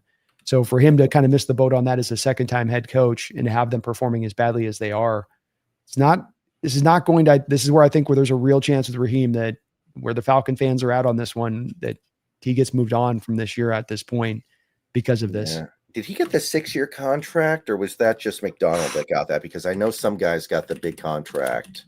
McDonald got the 5. I thought McDonald got 6. Nope, 5. Okay, Raheem Morris got the 5. So Arthur Blank is eating a lot of money if he moves off Raheem Morris, but I think you gotta. It's only $4 million a year, though. It's not that much. So you're right about that. McDonald did sign 6, by the way. You're correct. Yeah. You're right. So 6-year contract to Mike, that's looking like a good deal. Yeah, I think we had to beat out Washington, right? There was like that bidding war. We had to go over the top. That's right. Yeah, that's absolutely right. So,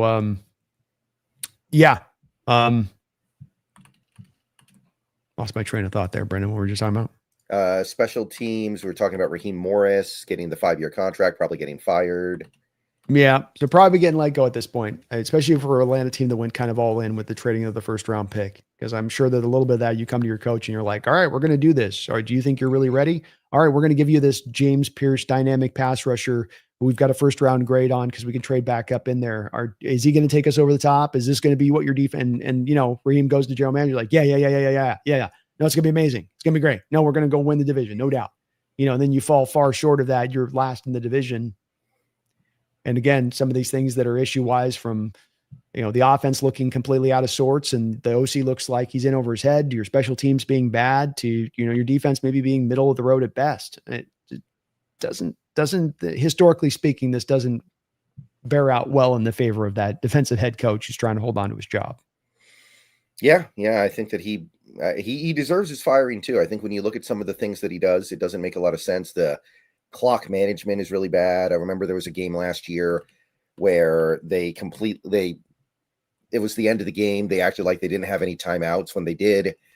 And they asked him about that at the end after the game. And he was like, yeah, I kind of wish our players had done a better job getting up to the line faster. And I was like, ugh, come on, dude. Yeah. Just the details you touch on, the details just aren't right. Like that's the thing. He's just not getting the smaller items correct all across the board. Like he's kind of just strikes me as maybe a big picture guy rather than getting down to the details of it in the way that like we see with McDonald and how he does. It's like when he like mentions chasing edges and stuff like that, I think that's a little bit of a part and piece of that a bit. And making sure you're paying attention to all the little stuff, especially the little stuff that maybe our competition isn't paying as close attention to. All like the Falcons. Well, how do you see this game going, Brendan? How's this thing going to play out? I'll go the no Drake London thing. I initially went like 31-20, but the no Drake London thing is making me wonder if Atlanta gets to 20. So I'm going to go like 31-13. And I'll go 24-13. Okay. I think you just see a lot of running the ball, which is going to shorten down the possessions and some of that in this, which will limit down some of the points with it. But I do think that Drake London thing is enough to just take this over the top. You probably get the win anyway if Drake's out there fairly easily. I just don't see the pathway to how they hold into this game unless they're able to just run rough shot over us with Rashawn, and he's able to go for 225, 250 in this game. I don't know how you I don't know where the pathway is lying here for the Falcons to get a win. The other way could be two as well. And this is where the offense probably has to keep in mind of this, Brendan. We can't turn over the ball 3 times. Donald can't have 3 interceptions here with where that Falcon offense is, minus Drake London. You've got to walk in this a little bit with the same mentality you walked into at the end of the game last week with Minnesota, being that, look, we don't have to score 31 points today. It's nice if we can do it. It's cool if it happens, but it doesn't have to be a mandate or a prerequisite in a play calling and how aggressively we're going about our business, because we can just kind of play this fit to serve, and we come out of this with probably a comfortable win. Yeah, I just think you're playing in the dome, in that Atlanta dome especially, it's a little easier to put up points. So even though I think you're right, I think we're going to score more than we did last week. Wouldn't shock me in the least if we did, Brendan. That is for sure. I completely understand, especially where this Falcon team is, where you have to be thinking too, where they're already kind of side-eyeing Cabo a little bit. You know, like how many more weeks to the end of the season here? Where are we at? Is it week 14, 15? Where are we? Are we done yet? It's got to be a little bit of that sinks in. It's human nature, right? Human nature. How can it not? How can it not? Say Dezat. I can't say that name, but I thank you for the $5 donation over on Brendan's side. Appreciate you doing believe he meant to ask a question as well, but he forgot to put it in the thing, because a little bit below that, you see thoughts on canine extension. Oh, okay. Yes, great question on this one. So I'm looking for that note as well, if I can put it in the chat. Yeah, it's right below the donation, like one message beneath it. Gotcha. I see it on my end. Maybe it's not on your end or something because it's on mobile. I don't know. So yeah, it's not quite showing up on me. So I would say say that I've gotten more and more into this place in recent weeks, which is to say that as I look at the guys that are going to be for free agency coming up right now, Reek Woolen, Josh Jobe, Drake Thomas, the variety of names that are coming up, the guy that I would like to retain most right now as a priority would be Kenneth Walker. And the reason would be on this is that I think that he's showing that he's able to establish himself in this offense as you've gotten better run blocking, as he's better understood the system. He's able to get the most, you're getting the most out of him, I think. I think as well, you could find a contract that would make sense for both sides on this, where you wouldn't have to destroy the bank to do so. I think as well, teams are going to be looking at Kenneth Walker and what he's done here and your lack of ability to create holes for him, the amount that he gets hit right after the carry in the backfield at times, and how little he's had to be given. The fact you haven't had a great offensive coordinator here through the first couple of years, and finally you do now, and he's playing at his best.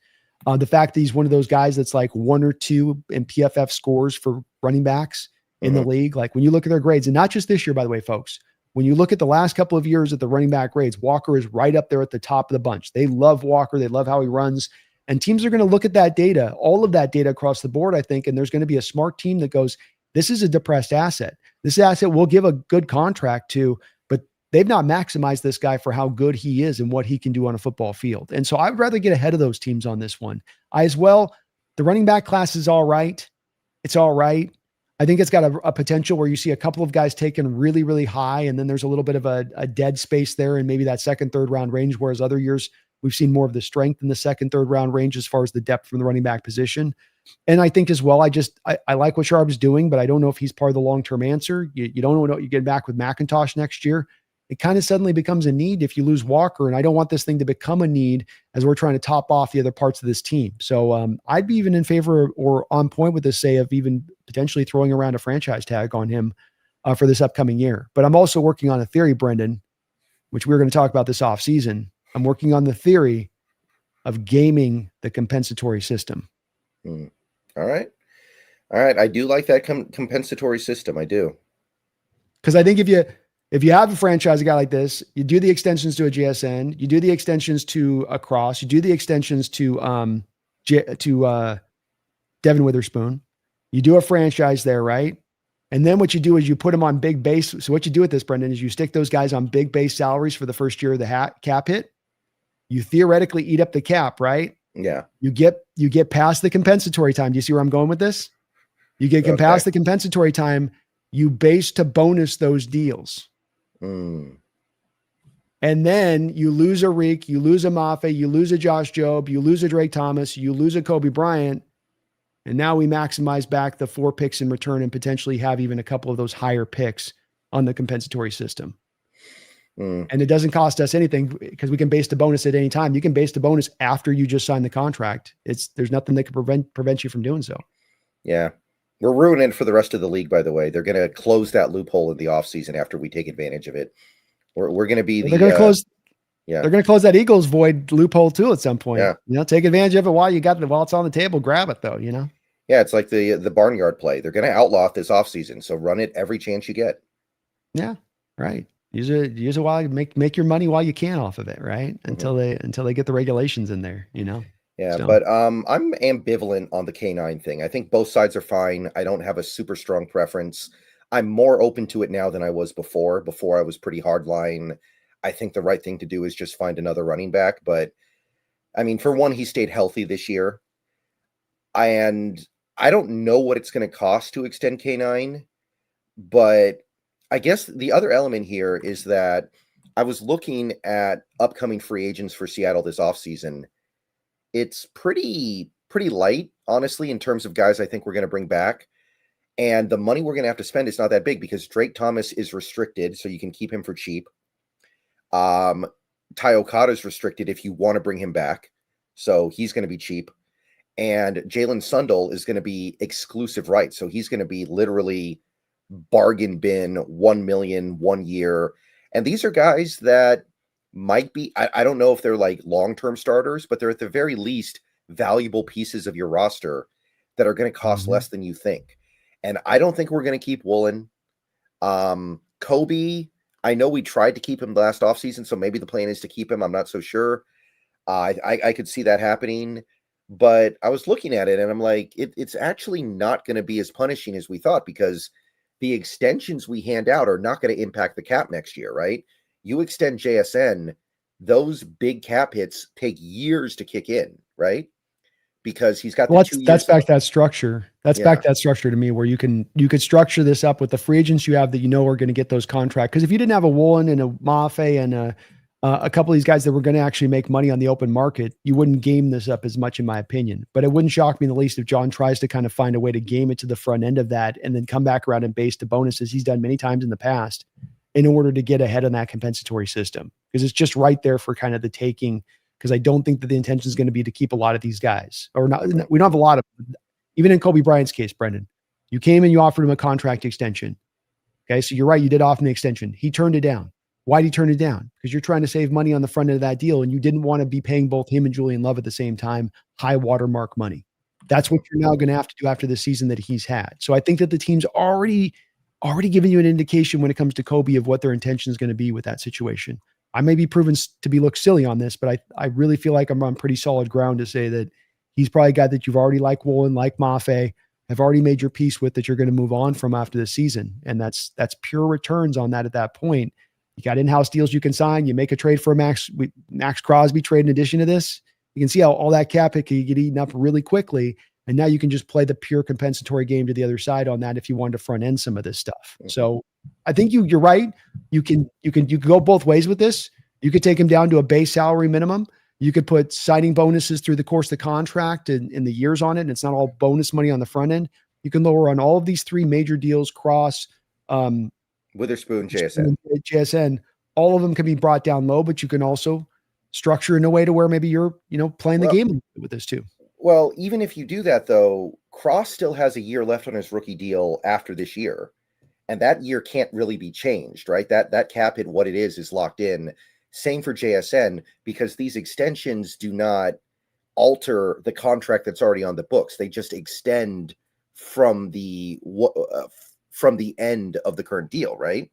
Can you? Yes, but you can manage how that money's, as long as the money's still on the books, you can manage how the money comes out. So if it's a $15 million contract on a 5th year of a deal, let's say, it's not got to cost you $15 million on the cap at that point. You can take it down to a bare minimum base salary and then put the rest in bonus money. And as long as that cap hit is collectively at the mark it's supposed to hit, the NFL is fine with you being within the letter of the law rule wise. So even though it's 2 different contracts, you can still move it from one contract period to another. Exactly. As long as that cap hit that year stays sustained at the spot that it was predetermined to be at. Is it that they don't care where the 16 million is coming out, bonus or base, as long as the 16's hitting on the contract cap that year. That's the kind of the guaranteed part of it. Okay, that's interesting. I didn't know you could do that. Okay, that's fun. Something to think about. Something to think about. A lot of flexibility in how they can roll it this off season, by whatever manner they want to kind of trot that thing out a little bit there.